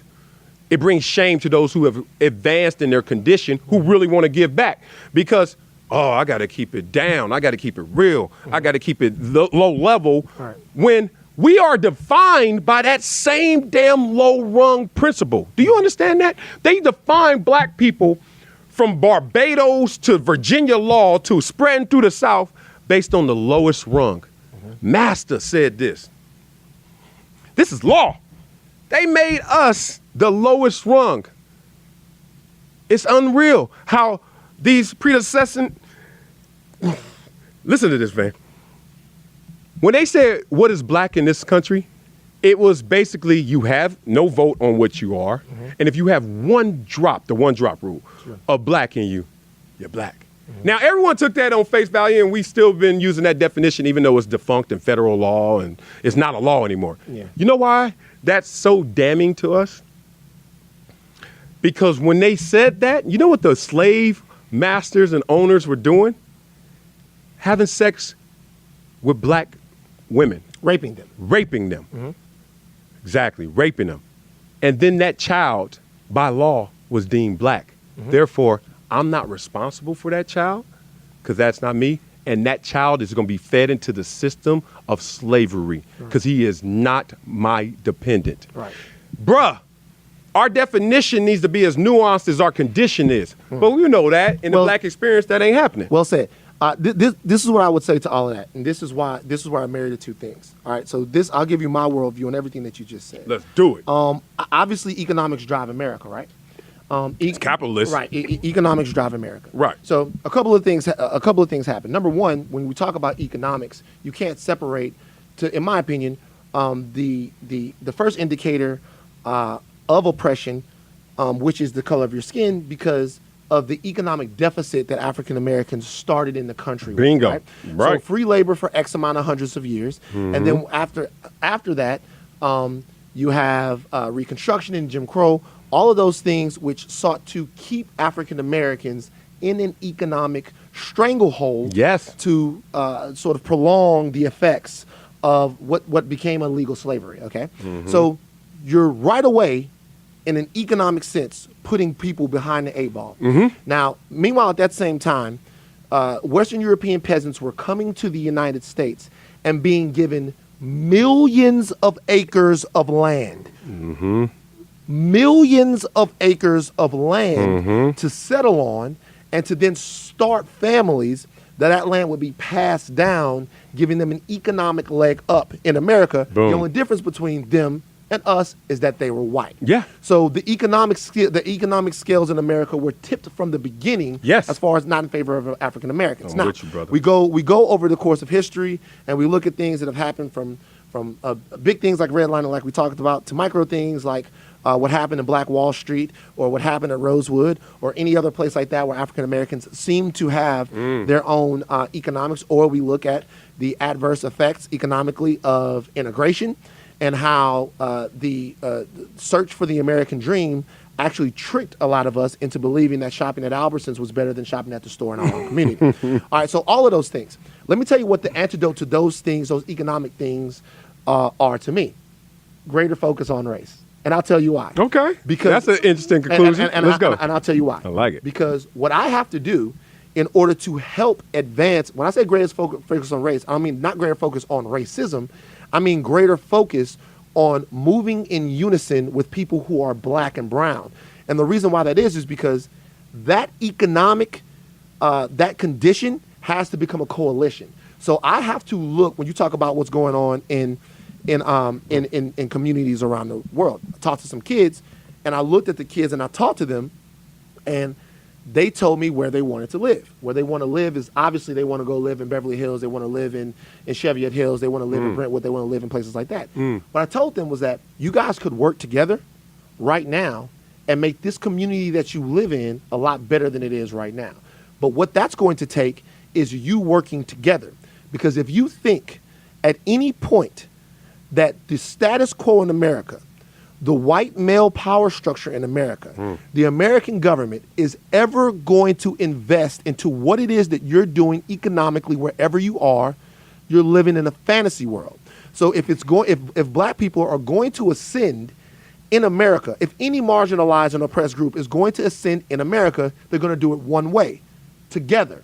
And in order to do that together, there have to be a series of understandings and a cultural trust and cultural guidelines that we adhere to. One of those cultural guidelines is to protect each other and to use whatever influence that we gather and garner to make sure that we're in the best places, despite what might be going on outside of our community. So that means that if there is a black business in your community, they get started, they don't have everything going right, they don't have everything, you got to patronize them, you got to grow with them. If there's a black bank that doesn't have some of the things, you got to patronize them, you got to go with them. If you're an actor, right, that Academy Award, I know it means a lot to you, but you got to show up to the NAACP Awards too. You got to show up to the BET Awards too. You have to love yours. That, to me, is a racial imperative. That's an imperative that says, listen, we've tried long enough appealing to the greater nature of America and hoping that they would act on our behalf. They're not going to do it. So forget about having any sort of disdain for them. Forget about the resentment that we would have for them. Right. Take the resentment that you might have for the American structure, flip that inside of yourself, and turn it into love for your community. Forget about hating anybody else. Forget about that. Forget about being mad. Turn that feeling that you feel into love for your community. And love, Marcellus, is work. Whenever you love something, you have to work for it. If you love the black community, you have to work to advance that community. And you have to prioritize that community first. That's where the economic sort of ascension of black Americans will come, when black Americans realize that there is something to be gained by dealing with each other. That is not, and that's my problem with the Jay-Z deal. The problem with my Jay-Z deal is you have an organization that I believe to be the NFL that is out to maintain a specific status quo. And what happens sometimes in these situations is that organizations that want to maintain the status quo, what they'll do is they'll turn around and they'll pick one or two black people to let into a door, and then I'll make us all feel like we're a part of something. I'm not saying that Hov won't get that right. I get you. I believe in Jay, and I think that he will get that right. But what I'm saying is the optics of it straight away is that they're allowed to say, listen, we're going to treat this guy in a specific way, and we're never going to make this guy whole. We're never going to make this guy right. But we're going to pick another one of you, and we're going to have you come in here. And when you have come in here, you're going to bring a bunch of people, and we're going to make sure that we can erase what this black man did. I'm to the point right now where I don't think that we as a culture should ever let somebody who took a risk for us get fucked over ever again. There was a time when we couldn't do anything about that. When guys that put it on the line were killed, when guys that put it on the line lost their careers. Mahmoud Abdul-Rauf lost his career. Yes. Craig Hodges lost his career. Yeah. A bunch of people lost their careers. To me, I thought and I had hoped that we were to a point as a culture, that we had reached the cultural zenith to where someone didn't have to lose their career because they stood up for us. And I get that people will go, well, why does he still want to play in the league? He's a football player. He's a guy that's been doing this for his entire life. It's part of his identity. He doesn't want to have to give that up because he took a stand for us. So whereas no activist is perfect, no identity is perfect, nobody goes, when the NFL settlement first came, I was confused. I was like, yo, what the fuck is going on here? I thought we were on some, let's burn the whole fucking CBA down. I was confused. But in context, all I'm saying is sometimes as black Americans, not sometimes, fuck that, all the time, we have to be willing to be on code and on call for each other. I'm not the type of person, I don't believe, a lot of people have called even your boy Whitlock and Uncle Tom. I don't believe in that type of talk. I don't believe. You believe in any of that? No. Other than N-word, I hear that. I don't believe the N-word is just part of me. No. Like I'm gonna be honest with you. That's the only explanation that anybody ever has. And I'm like, that's weak. When I was a kid. That's weak. Because there's a lot of stuff against us. I know. When I was a kid and I used to dance, my grandfather would look at me and be like, look at that little nigga go. And so he loved me so much, it's just hard to get it out. But what I'm saying is, whereas you're right, that economics are the things that we. Bruh. Economics. I don't even want that title or an accolade that I'm right. But the numbers. But what I'm saying is facts. The way that we're going to approach our economic system as African Americans is to use the cultural power that we have as being black people in coalition building. Ooh, can I get some of this? Y'all batteries. I hope y'all batteries is good because we about to go. What I'm saying is you're gonna have to care about me because I'm black. I'm gonna have to care about this community because they're black. I'm gonna have to care about reaching back because they're black. I'm gonna have to care extra. I'm gonna have to do more work because these people are black. I gotta care about them. I can't not care about them. I can't go get mine. Not if we want something as a community. But our community, we here. Our community, our cultural power is undermined by ourselves. And let me tell you how. To be together, we have to respect healthily that we are different. Now, when you hear Uncle Tom, that means you ain't respecting that we're different. When you say coon, you ain't respecting that we different. When you call him a sellout, you ain't respecting that we different. No other culture rolls in this like perceptual unison. We try to act like that, they do. We just not in their culture to realize they fighting every day on it, bruh. They fight on some things, but what I will say is this, though. If you look at other cultures, right? Cultures that weren't splintered like we were, right? Because remember, we're coming from having invented a culture on the fly. So we're coming from a situation to where there's 1,000 people in a field, 15 people in a house, and the people in the house live significantly better than they do. Real. So the people in the field are looking at the people in the house and going, what did they compromise in order to get? What happened? What made them be chosen? And rather than everyone trying to work together, you're still looking at some people going, well, it's more advantageous to be less troublesome to the status quo. People would have a problem with Jason Whitlock or any other person like that they were calling Uncle Tom. Is not because of what they're doing, because they feel like that those people, not because they have jobs on TV, but because they feel like those people attack black people to keep those jobs on TV. Yeah, the whole like you're going to divide and conquer, they're going to conquer us. The divide and conquer mantra that you always hear. Man, you sound like them. And then if you sound like them, we're going to be divided and conquered. First of all, no, we're not. Black experience, black expression is infinite. It's infinite. We don't want to know that. We don't want to act like that's the reality. We don't even want to accept that. But it's true.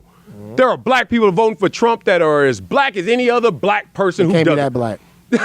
I'm sorry. I'm not. Look, they can't be that black. I bro. know a couple that. You know what's funny? Can't be that Let me black, tell you. You know what's so funny? Sal, come on. Let me just bro. no. I don't want to go down the Trump hole. Yeah, I just want to tell you. I'm telling you. At the water cooler, right? Your boy, who you went out with last night, ain't talking in politics as much, was voting for Trump. Now, he got 50+ million votes, and everybody act like, I don't know who they are. Yeah, you do. He just didn't tell you who he was. Anyway, Word. Black expression has no boundaries. It's limitless, like all expression is. Like, to put us into these lanes, stop it. It's impossible. But it's funny because of our infinite expression, but we don't accept it. I ask you, why do you think they could divide and conquer us? I ask you again. What is infinity divided by 2? Anybody go to math class? Infinity divided by 2 ain't a damn number. It's still infinity. Right. So when y'all come to me, people, about dividing and conquering, I'm like, oh my God, so small and nearsighted. This is something that we need to allow to open up, and not either or. We keep going and listen to this. When you make a sacrifice, like any situation you could think about sacrifice. Like in football, the dude who running down busting the wedge, you made a sacrifice. We ain't expecting you to make the tackle, but we got him. That's a hard job too. whoa. I remember that. Wedge buster? Hey, coach, I remember that. Man, if you don't go do it, you're not going to play. All right, man. Right. That's a suicide mission. You go down there and bust that wedge. Right. Right. And it's amazing that sacrifice is not put in perspective when you talk about Kaepernick. There's a net gain that we're trying to get. And I don't want Cap to lose his job. Is he one of the top 96 quarterbacks or 64 in our league if you go too deep? Hell yes. But was he blackballed? Hell no. And I could talk through that later. So the thing is, we keep putting these limits and talking about. How was he not blackballed? Oh, you want to go there? Okay. Yeah. We have to understand what blackball means. Blackball, as I see it, conspiracy, the collusion. Let's get behind a closed door. Let's all come to a uniform agreement. All right, let's really exchange this information about this guy versus an isolated opinion that is carried by all. Think about what I just said, y'all. Sometimes we all just agree, even though we ain't even shared that information. We just, yeah. Carmelo's, is he getting blackballed right now? Some say yes, some say no. I'm going to stick to Kaepernick. When you are in a situation and you have a contract, 2016, he's kneeling, and you opt out. You opt out. Why do you opt out? I've been in the contract situation before. Why do you opt out? Because they're going to cut me anyway. But why are you opting out? Force their hand. Why are you opt out? Well, because I want another situation. What, you leave this situation without a guarantee of another? Interesting. I will force their hand. Leave that alone. That's just one layer of this. So he opts out. Denver was trying to trade for him. He said, yeah, let's do this. Saw the terms. All these incentives and this 2 years, $7 million, I ain't good with that. So San Francisco, you ruined because you opted out. Denver, you didn't want because you didn't like to play for the incentives. Now we're going to go to Seattle. We got Russell Wilson up here. Respect, Cap, but can you service this? Can you service him? Get our starter right. That ain't what I'm built for. 3. Then Baltimore. Baltimore is reading the public's opinion. Like they have a fan base. They trying to hear out his land. That's why he couldn't go to Miami. Ask a Cuban about Colin Kaepernick, and they like, that's why Miami didn't work. Yeah. So you go to the Seattle situation. You go to the Baltimore situation.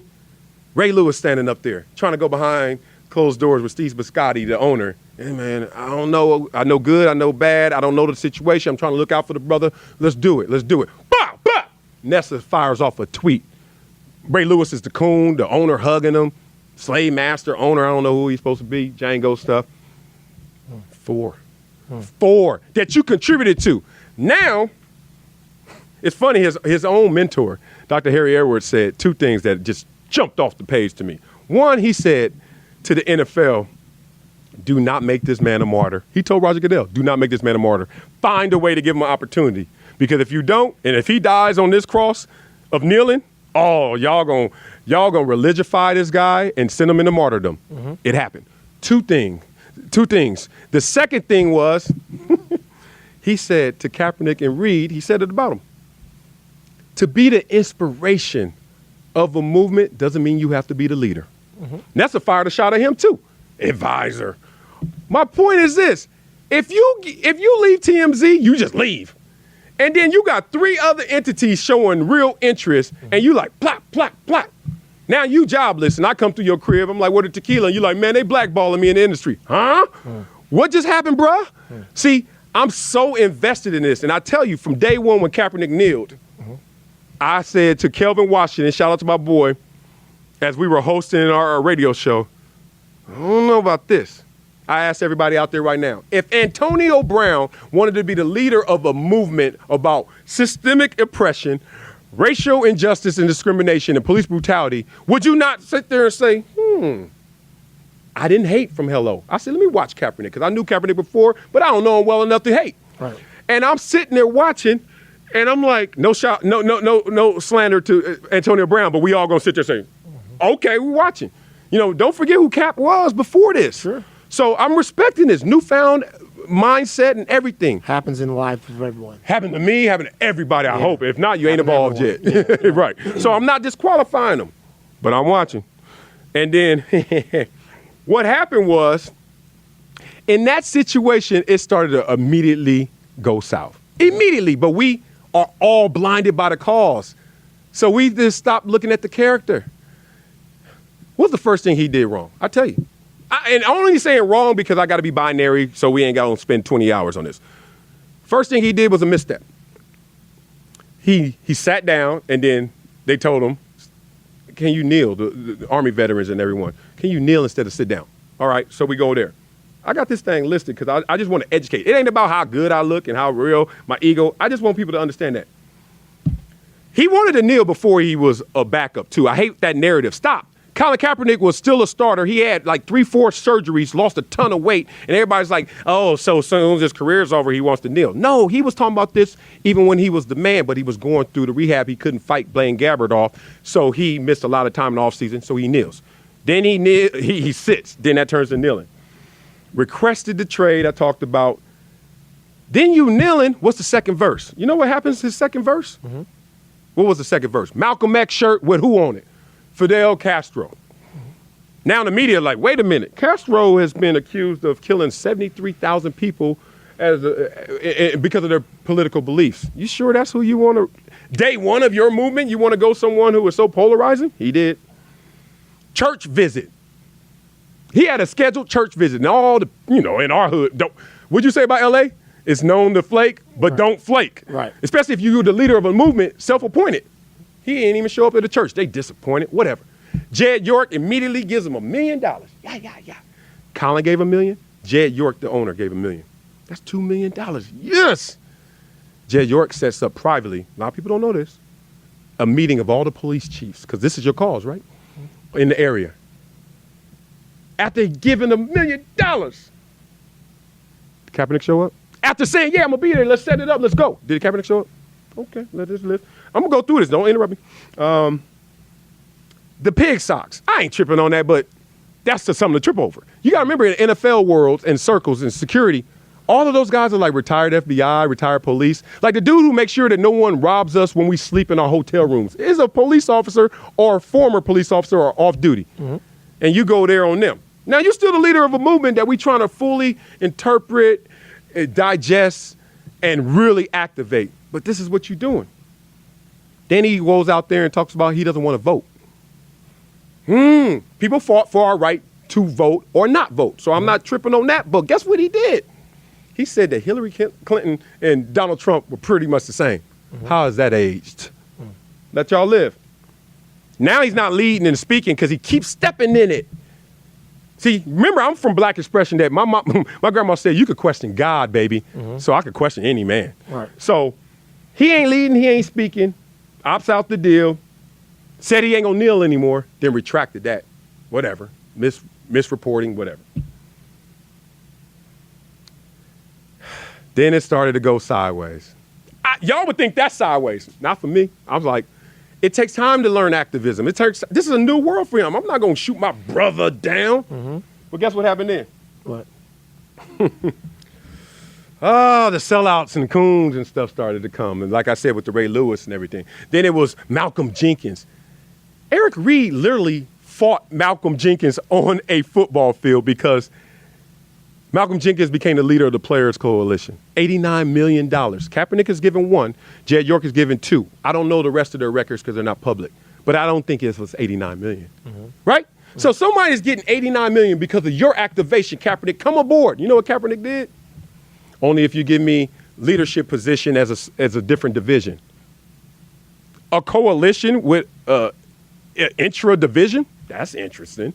And then your boys, Josh Norman and others are like, Josh Norman told Eric Reed, I'm going to send you a plane ticket. This is brother to brother. So you come out here and I'll whoop your ass for being this damn contentious. We trying to do this. We building off of y'all. And Eric Reed taking it because he won't credit. Kaepernick won't credit. What happened to the cause? What happened to the people who are voiceless and powerless now? When we could get the and going, the aggregate going. The crazy thing is, when I look at it, and all those entities, and I got more here, but I ain't going to bore you, because then it goes into the Nike deal and it goes into the settlement. And Labor dispute.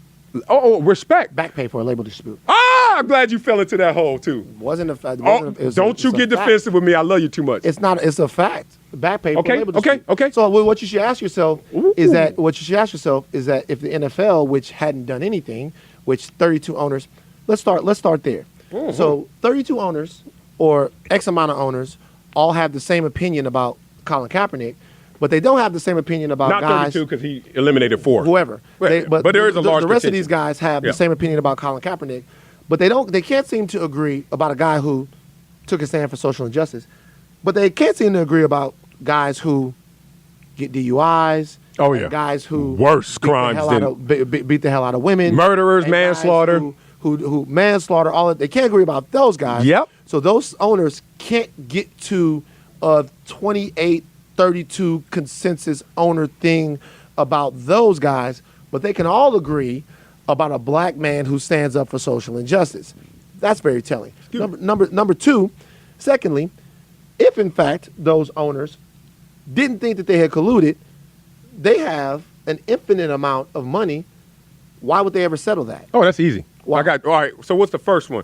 Settlement, and the first one was, I want to talk to you about. Well, I know why they settled the it. NDA. No. Oh, let's talk about, no. They settled it because they don't want to be deposed, and they don't want those depositions to come out. They don't want the discovery of things that they might have said in emails and things. What they really don't want, what the NFL doesn't want more than anything, is for people to know Colin Kaepernick or no Colin Kaepernick, who they actually are. So I know exactly the reason why they settled it. They settled it because of the financial security that Colin might have had with the Nike situation, allowed him to retain Garagos and guys like that for a longer amount of time, right? Yeah. And in retaining those guys and giving him the financial push that he needed to fight the NFL, they don't want to be deposed. They don't want to have their emails gone through. They don't want people to know some of the things that they've said. They don't want to have to lie under oath about some of the other stuff that they've all said. True, but for a different reason. But for whatever reason. No, that counts. No. Because that paints how you view this. No, for whatever reason. If it was that they had if it was because they had said other racist shit. Anything, I'm serious. They didn't want to. Now we're on the same. They didn't want to be deposed. And secondly, as we're talking about things that Colin Kaepernick, mistakes they might have made, okay. If Colin Kaepernick or any activist or anyone, I mean, Malcolm X was silenced by Elijah Muhammad for speaking ill at a very sensitive time about the assassination of JFK. So no man is perfect in what he says. I'm not even going there on them. So, but what I would say is this, though. What we leave out about Colin Kaepernick is that he started a Know Your Rights camp where he Love goes it. all around the country, like talking to children about their rights and getting luminaries from all over the place to talk about that. He did start a $1 million pledge. He did establish initiatives all over the country to deal with parolees and cut down on recidivism. He did get a plane to go and aid people in Somalia in their time of need. He has been doing work ever since he was given the platform. And Jay-Z has done that work and more, and other. Let me just. Jay-Z definitely done it, but more. Well, like Jay-Z is. But we're not adding them up. No. It all counts. No. I'm not. Jay-Z is. And many more have done as much. Jay-Z has done a fantastic job. But what I'm saying is, while we're talking about things that Colin Kaepernick has done wrong, or things that people might have said that Colin Kaepernick has done to hurt himself, what he has tried to do since he's been given this platform is use this platform to affect the lives of people who he cares about and people who he has invested to in the community. He has done that. Right. And he has done that, and he's been more than a mouthpiece for it. He's been someone who's actually done action for it. And action so is and Hope. money where his mouth is. And so is Hope. What I would say about what the NFL and what Rock Nation have is this. If the NFL wants to give money to causes that have to do with social justice that are going to be suggested to them by the players in the league, they don't need Jay-Z for that. Mm-hmm. They can go to the players in the league and ask them, yo, what do you need? And to give it to them. The reason why you involve Hove in that, which is, you guys, if we're being real, is a music and entertainment partnership. Oh, yeah. The reason why you involve Hove in that is because he's one of the two guys in America that can make the culture turn the page on Colin Kaepernick. They want to get past it. Yeah. And the reason why they want to get past it, to me, is because they are wrong. There's something that is sticking in the craw about the way they treated this particular black man, a black man that stood up for other black people. What I don't like, despite the work that Jay-Z might get done with the NFL, what I don't like is any time the white American power structure, the status quo, can use a black man to erase another one. And that has been something that has been happening here since the country was founded on the backs of our ancestors, and it's something that we have to fucking stop letting them do. Okay, I want you to stay objective as much as you can, as much as I can, because if you were a judge in a courtroom right now, you can't come in with bias. You're not supposed to. You're a human being. I get it. Mm-hmm. But to judge with bias, I just saw this happen before. As you say, historically this happens. Let's judge this case by its merits, and only this case. Can't get away from America's history. I'm not. If we're talking about race and class, Marcellus, I just want to start micro before we go macro. Can we do that? We've been in class. You went to school with me. I would know. Right. All right, let's go here. Back pay. You started off all this with back pay. I take notes. I'm a nerd. I love this. And I'm a typing champion, too, so I can do it and look at you. Got you. Little nerd. Back pay. Think about it. You, in your eyes, they're colluding. They're blackballing me. Back pay. Just stick with the lens of back pay. I'm suing for my back pay. Do you have a job yet? No. So I ask you, why are you suing for back pay right now if you haven't even gotten the full accruement of what your back pay is? If I'm out of the league for now it's 3-4 years, going on 3 years to 4 years, I'm waiting a duration to get the maximum of that which is accrued. Mm-hmm. Who sues for back pay when they are cutting off their nose in an attempt to sue for back pay?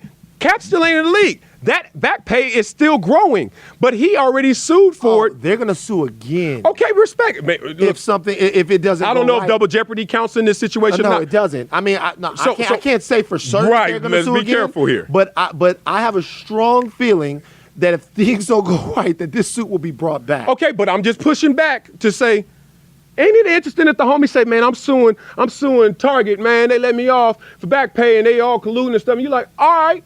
Why are you suing right now? No, because you still ain't got a gig. So why don't you get your gig first, and then you can add up exactly what back pay really means, because you have a start and ending, then sue. You get the most. Well, they control when you get hired, though. So how can you do that? Because you never get hired. Well, we already went into the hiring part. I'm saying if you never get on the team, then you can never sue. But no. You wait till the statute of stipulations and limitations, statute of limitations expire. By your rationale, if he waits till he's back into the league to launch the lawsuit, there's no guarantee that he'll ever be back in the league. So he might be sitting on a lawsuit in perpetuity. I'm not thinking for Cap. I just thought that was peculiar. I thought that was interesting when I still got time to add this up. But you got to sue when you got sued when you think you don't you're sue wrong. to day one.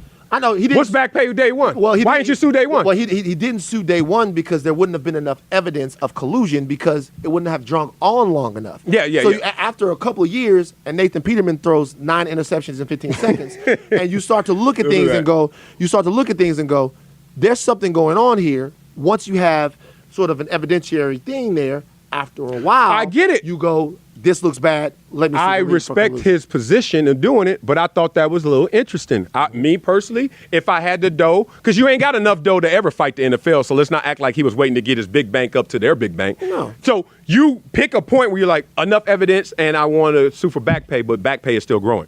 Leave that alone. Now we talk about why did the NFL settle? Can we still talk to people and educate them to the understanding that when you settle, it's not an admission of guilt? Sure it's not. So when everyone's saying the NFL doesn't want to get deposed, you're damn right. It could have been about the turf. It could be about a lot of situations. It could be about player safety. NFL settled on player safety. They settled on the medical issues and head trauma because I've been in this position before. I got sued by this gardener dude in Buffalo because he planted tropical flowers in Buffalo in the winter. Sue me for a G. Sue me for $1,500. I said, my lawyer's going to retain this for 5 G's. So guess what? Take $1,000, get out my face. And he was like, sue you for $1,000. You can have it. You can have it. Right. But my point was this.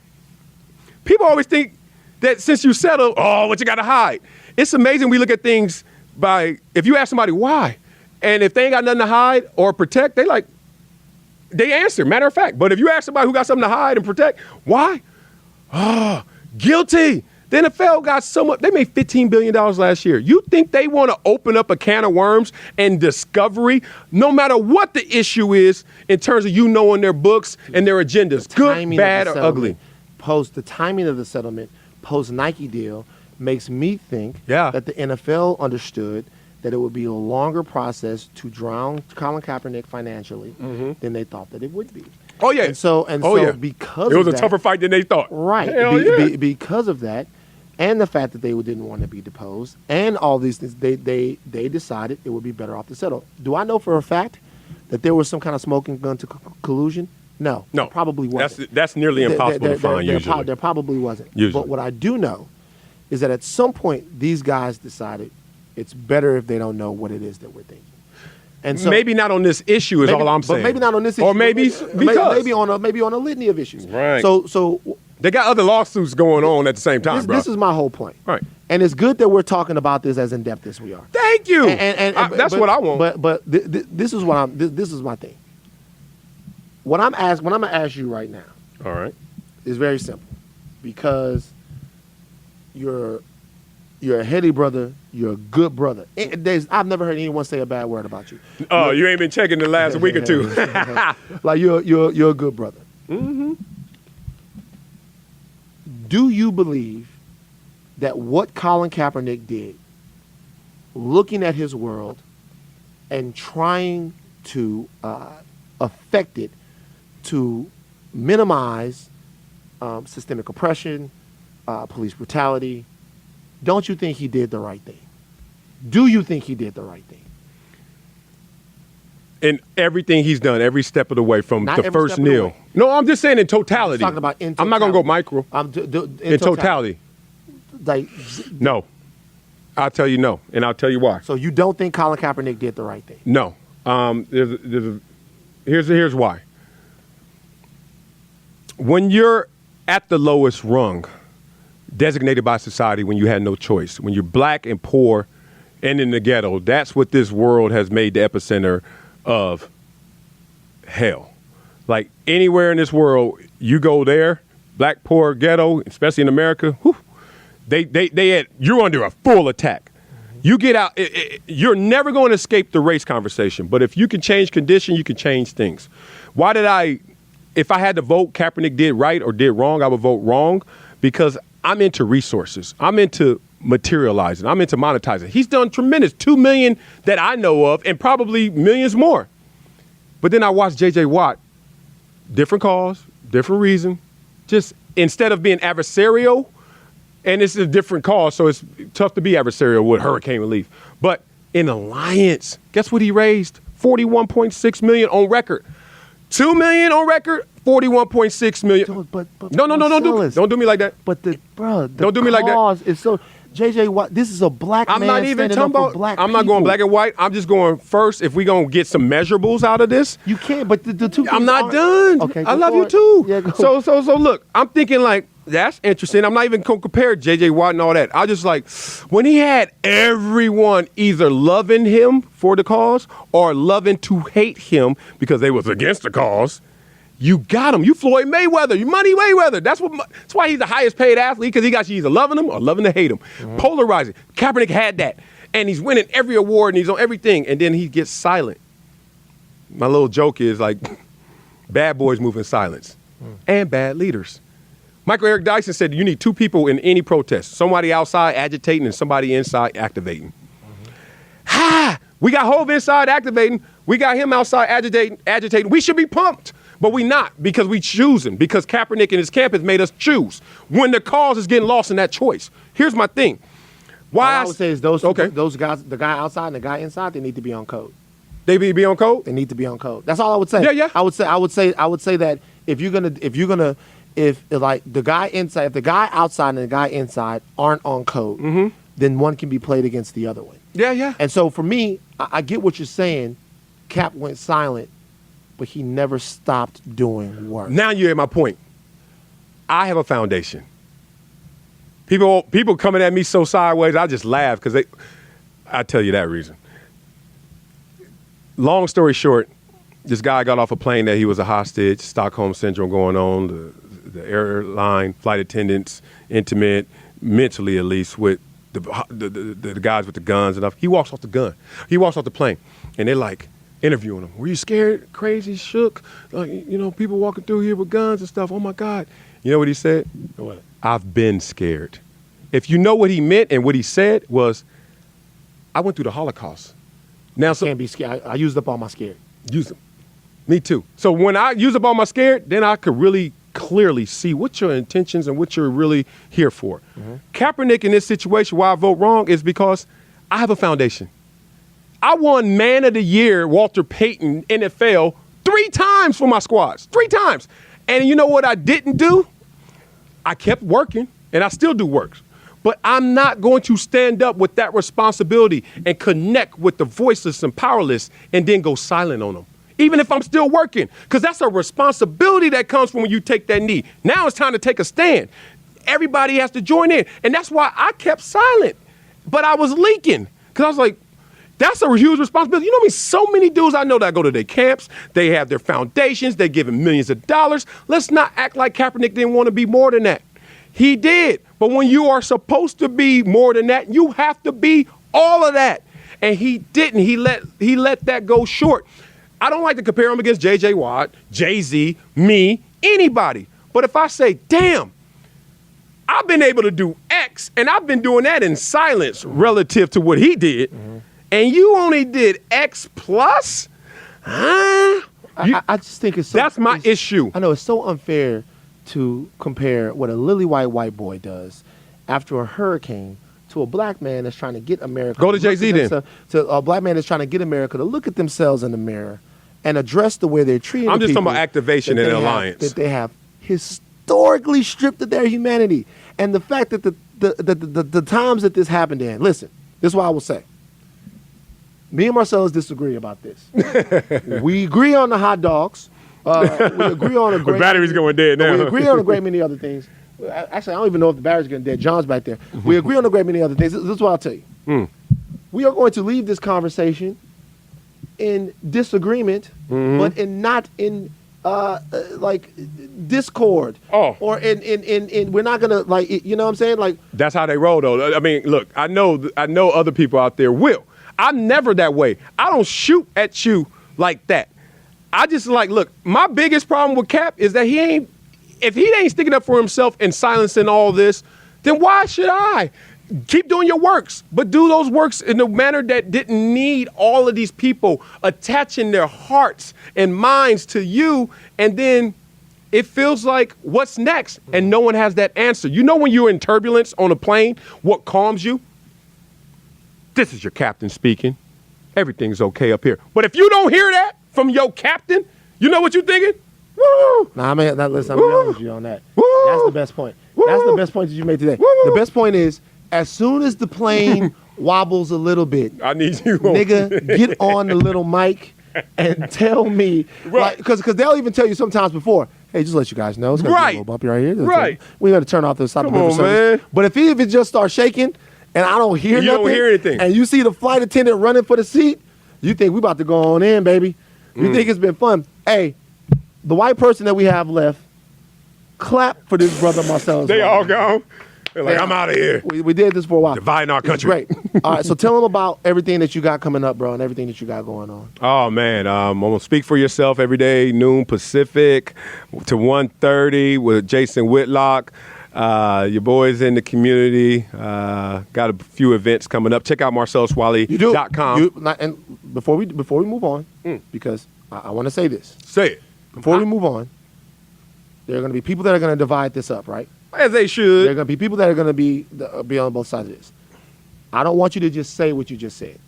Before we move on, I want you to tell people, because around here in Los Angeles, it's evident, it's obvious, and we all know it. I disagree with you vehemently on the Kaepernick situation, but No I doubt. want you to tell people Yeah. how much you do for the community in Los Angeles before we move off of this. Because if you're here, you know what's going on in these different places. You know what the brother's putting in this community. And even if you came into this thinking about it one way, you know that this guy is walking it and talking it. And I want you, I never do this. I want you to tell people some of the stuff that you do, so they know that even though we're disagreeing, even though they might disagree, Right. that people's lives are being made better because you made all that motherfucking money. It's simple as it gets. Boy, if I was still broke, I'd be, nobody going to my damn foundation. Right. Let me say this. Man, I had a moment, a full circle moment. I've had two. One on the football field. I grew up a John Elway fan, man. And my mama was like, you ain't buying no damn Foot Locker jersey for that. $79.99. Number 7 Elway. My first game in the NFL was against the Denver Broncos, Mile High Stadium. I'm at the 50-yard line, not warming up because I'm a backup. And Bruce Smith is out there getting it. And I turn around and I look, and right behind me, 3 feet, maybe that, John Elway. Not Foot Locker jersey. The man. Full circle in that way. In the community, off the field, I full circle, man. Grand Marshal of Compton last year, which really hit home because that parade started across the street from the Compton Cemetery, where I got a lot of family buried in there. Boy, and I mean, it brought me to tears to look and say, damn, their little teddy bear, that's what they call me, is right here in front of them, trying to live through them in this existence to help others. I'm all about the fork in the road, dude, and gal. I'm all about, because I was that close, man. I could have got sniped out. The conditions could have ate me alive. I could have not been aspirational as I was. Whatever it is that is feeling the full weight of this, I could have lost. And it's been a win so far in summation. And I want everybody to sit there and have that same empowerment, that don't look at circumstances. Don't look at what everyone says your expectations are or should be. That really just tap into themselves, into their essence, and makes the best of their life and makes their dream a reality. So what am I doing? I'm doing that everywhere. Whether I'm working with PCA and the Positive Coaches Alliance, grabbing all these athletes and making them think greater than the game. If I'm doing that with my project Transition, my foundation. If I'm doing that with LA 84. If I'm doing that with Compton and always out there with Asia Brown and others, Venus and Serena, Master P, all of us. I'm not into this whole I got to move in silence and no receipts. But if I ever stand up and say, look at me, it's going to be something to look at, and I'm never going to sit back down. And that's where I am with all this situation. Respect. Let's stop sniping each other, unless it's to build. And if the spirit of Nessa, Eric Reed, to me, is not in building, it's in sniping. I don't buy that. They built. No, I love you, Nessa. I love you. Tell Eric. Nessa one thing for me. What? she might be deep in the game. She got the rules missing. Man, get the hell out of here. Nessa, I love told her you. that. Colin, I love you. Eric Reed, I especially love you because you from LSU. Shout out to LSU. Oh, okay. Marcellus Wiley, we out. When y'all gonna win the national championship? Championship. Championship. Championship. Championship. Championship. Championship. Championship. Championship. Championship. Championship. Championship.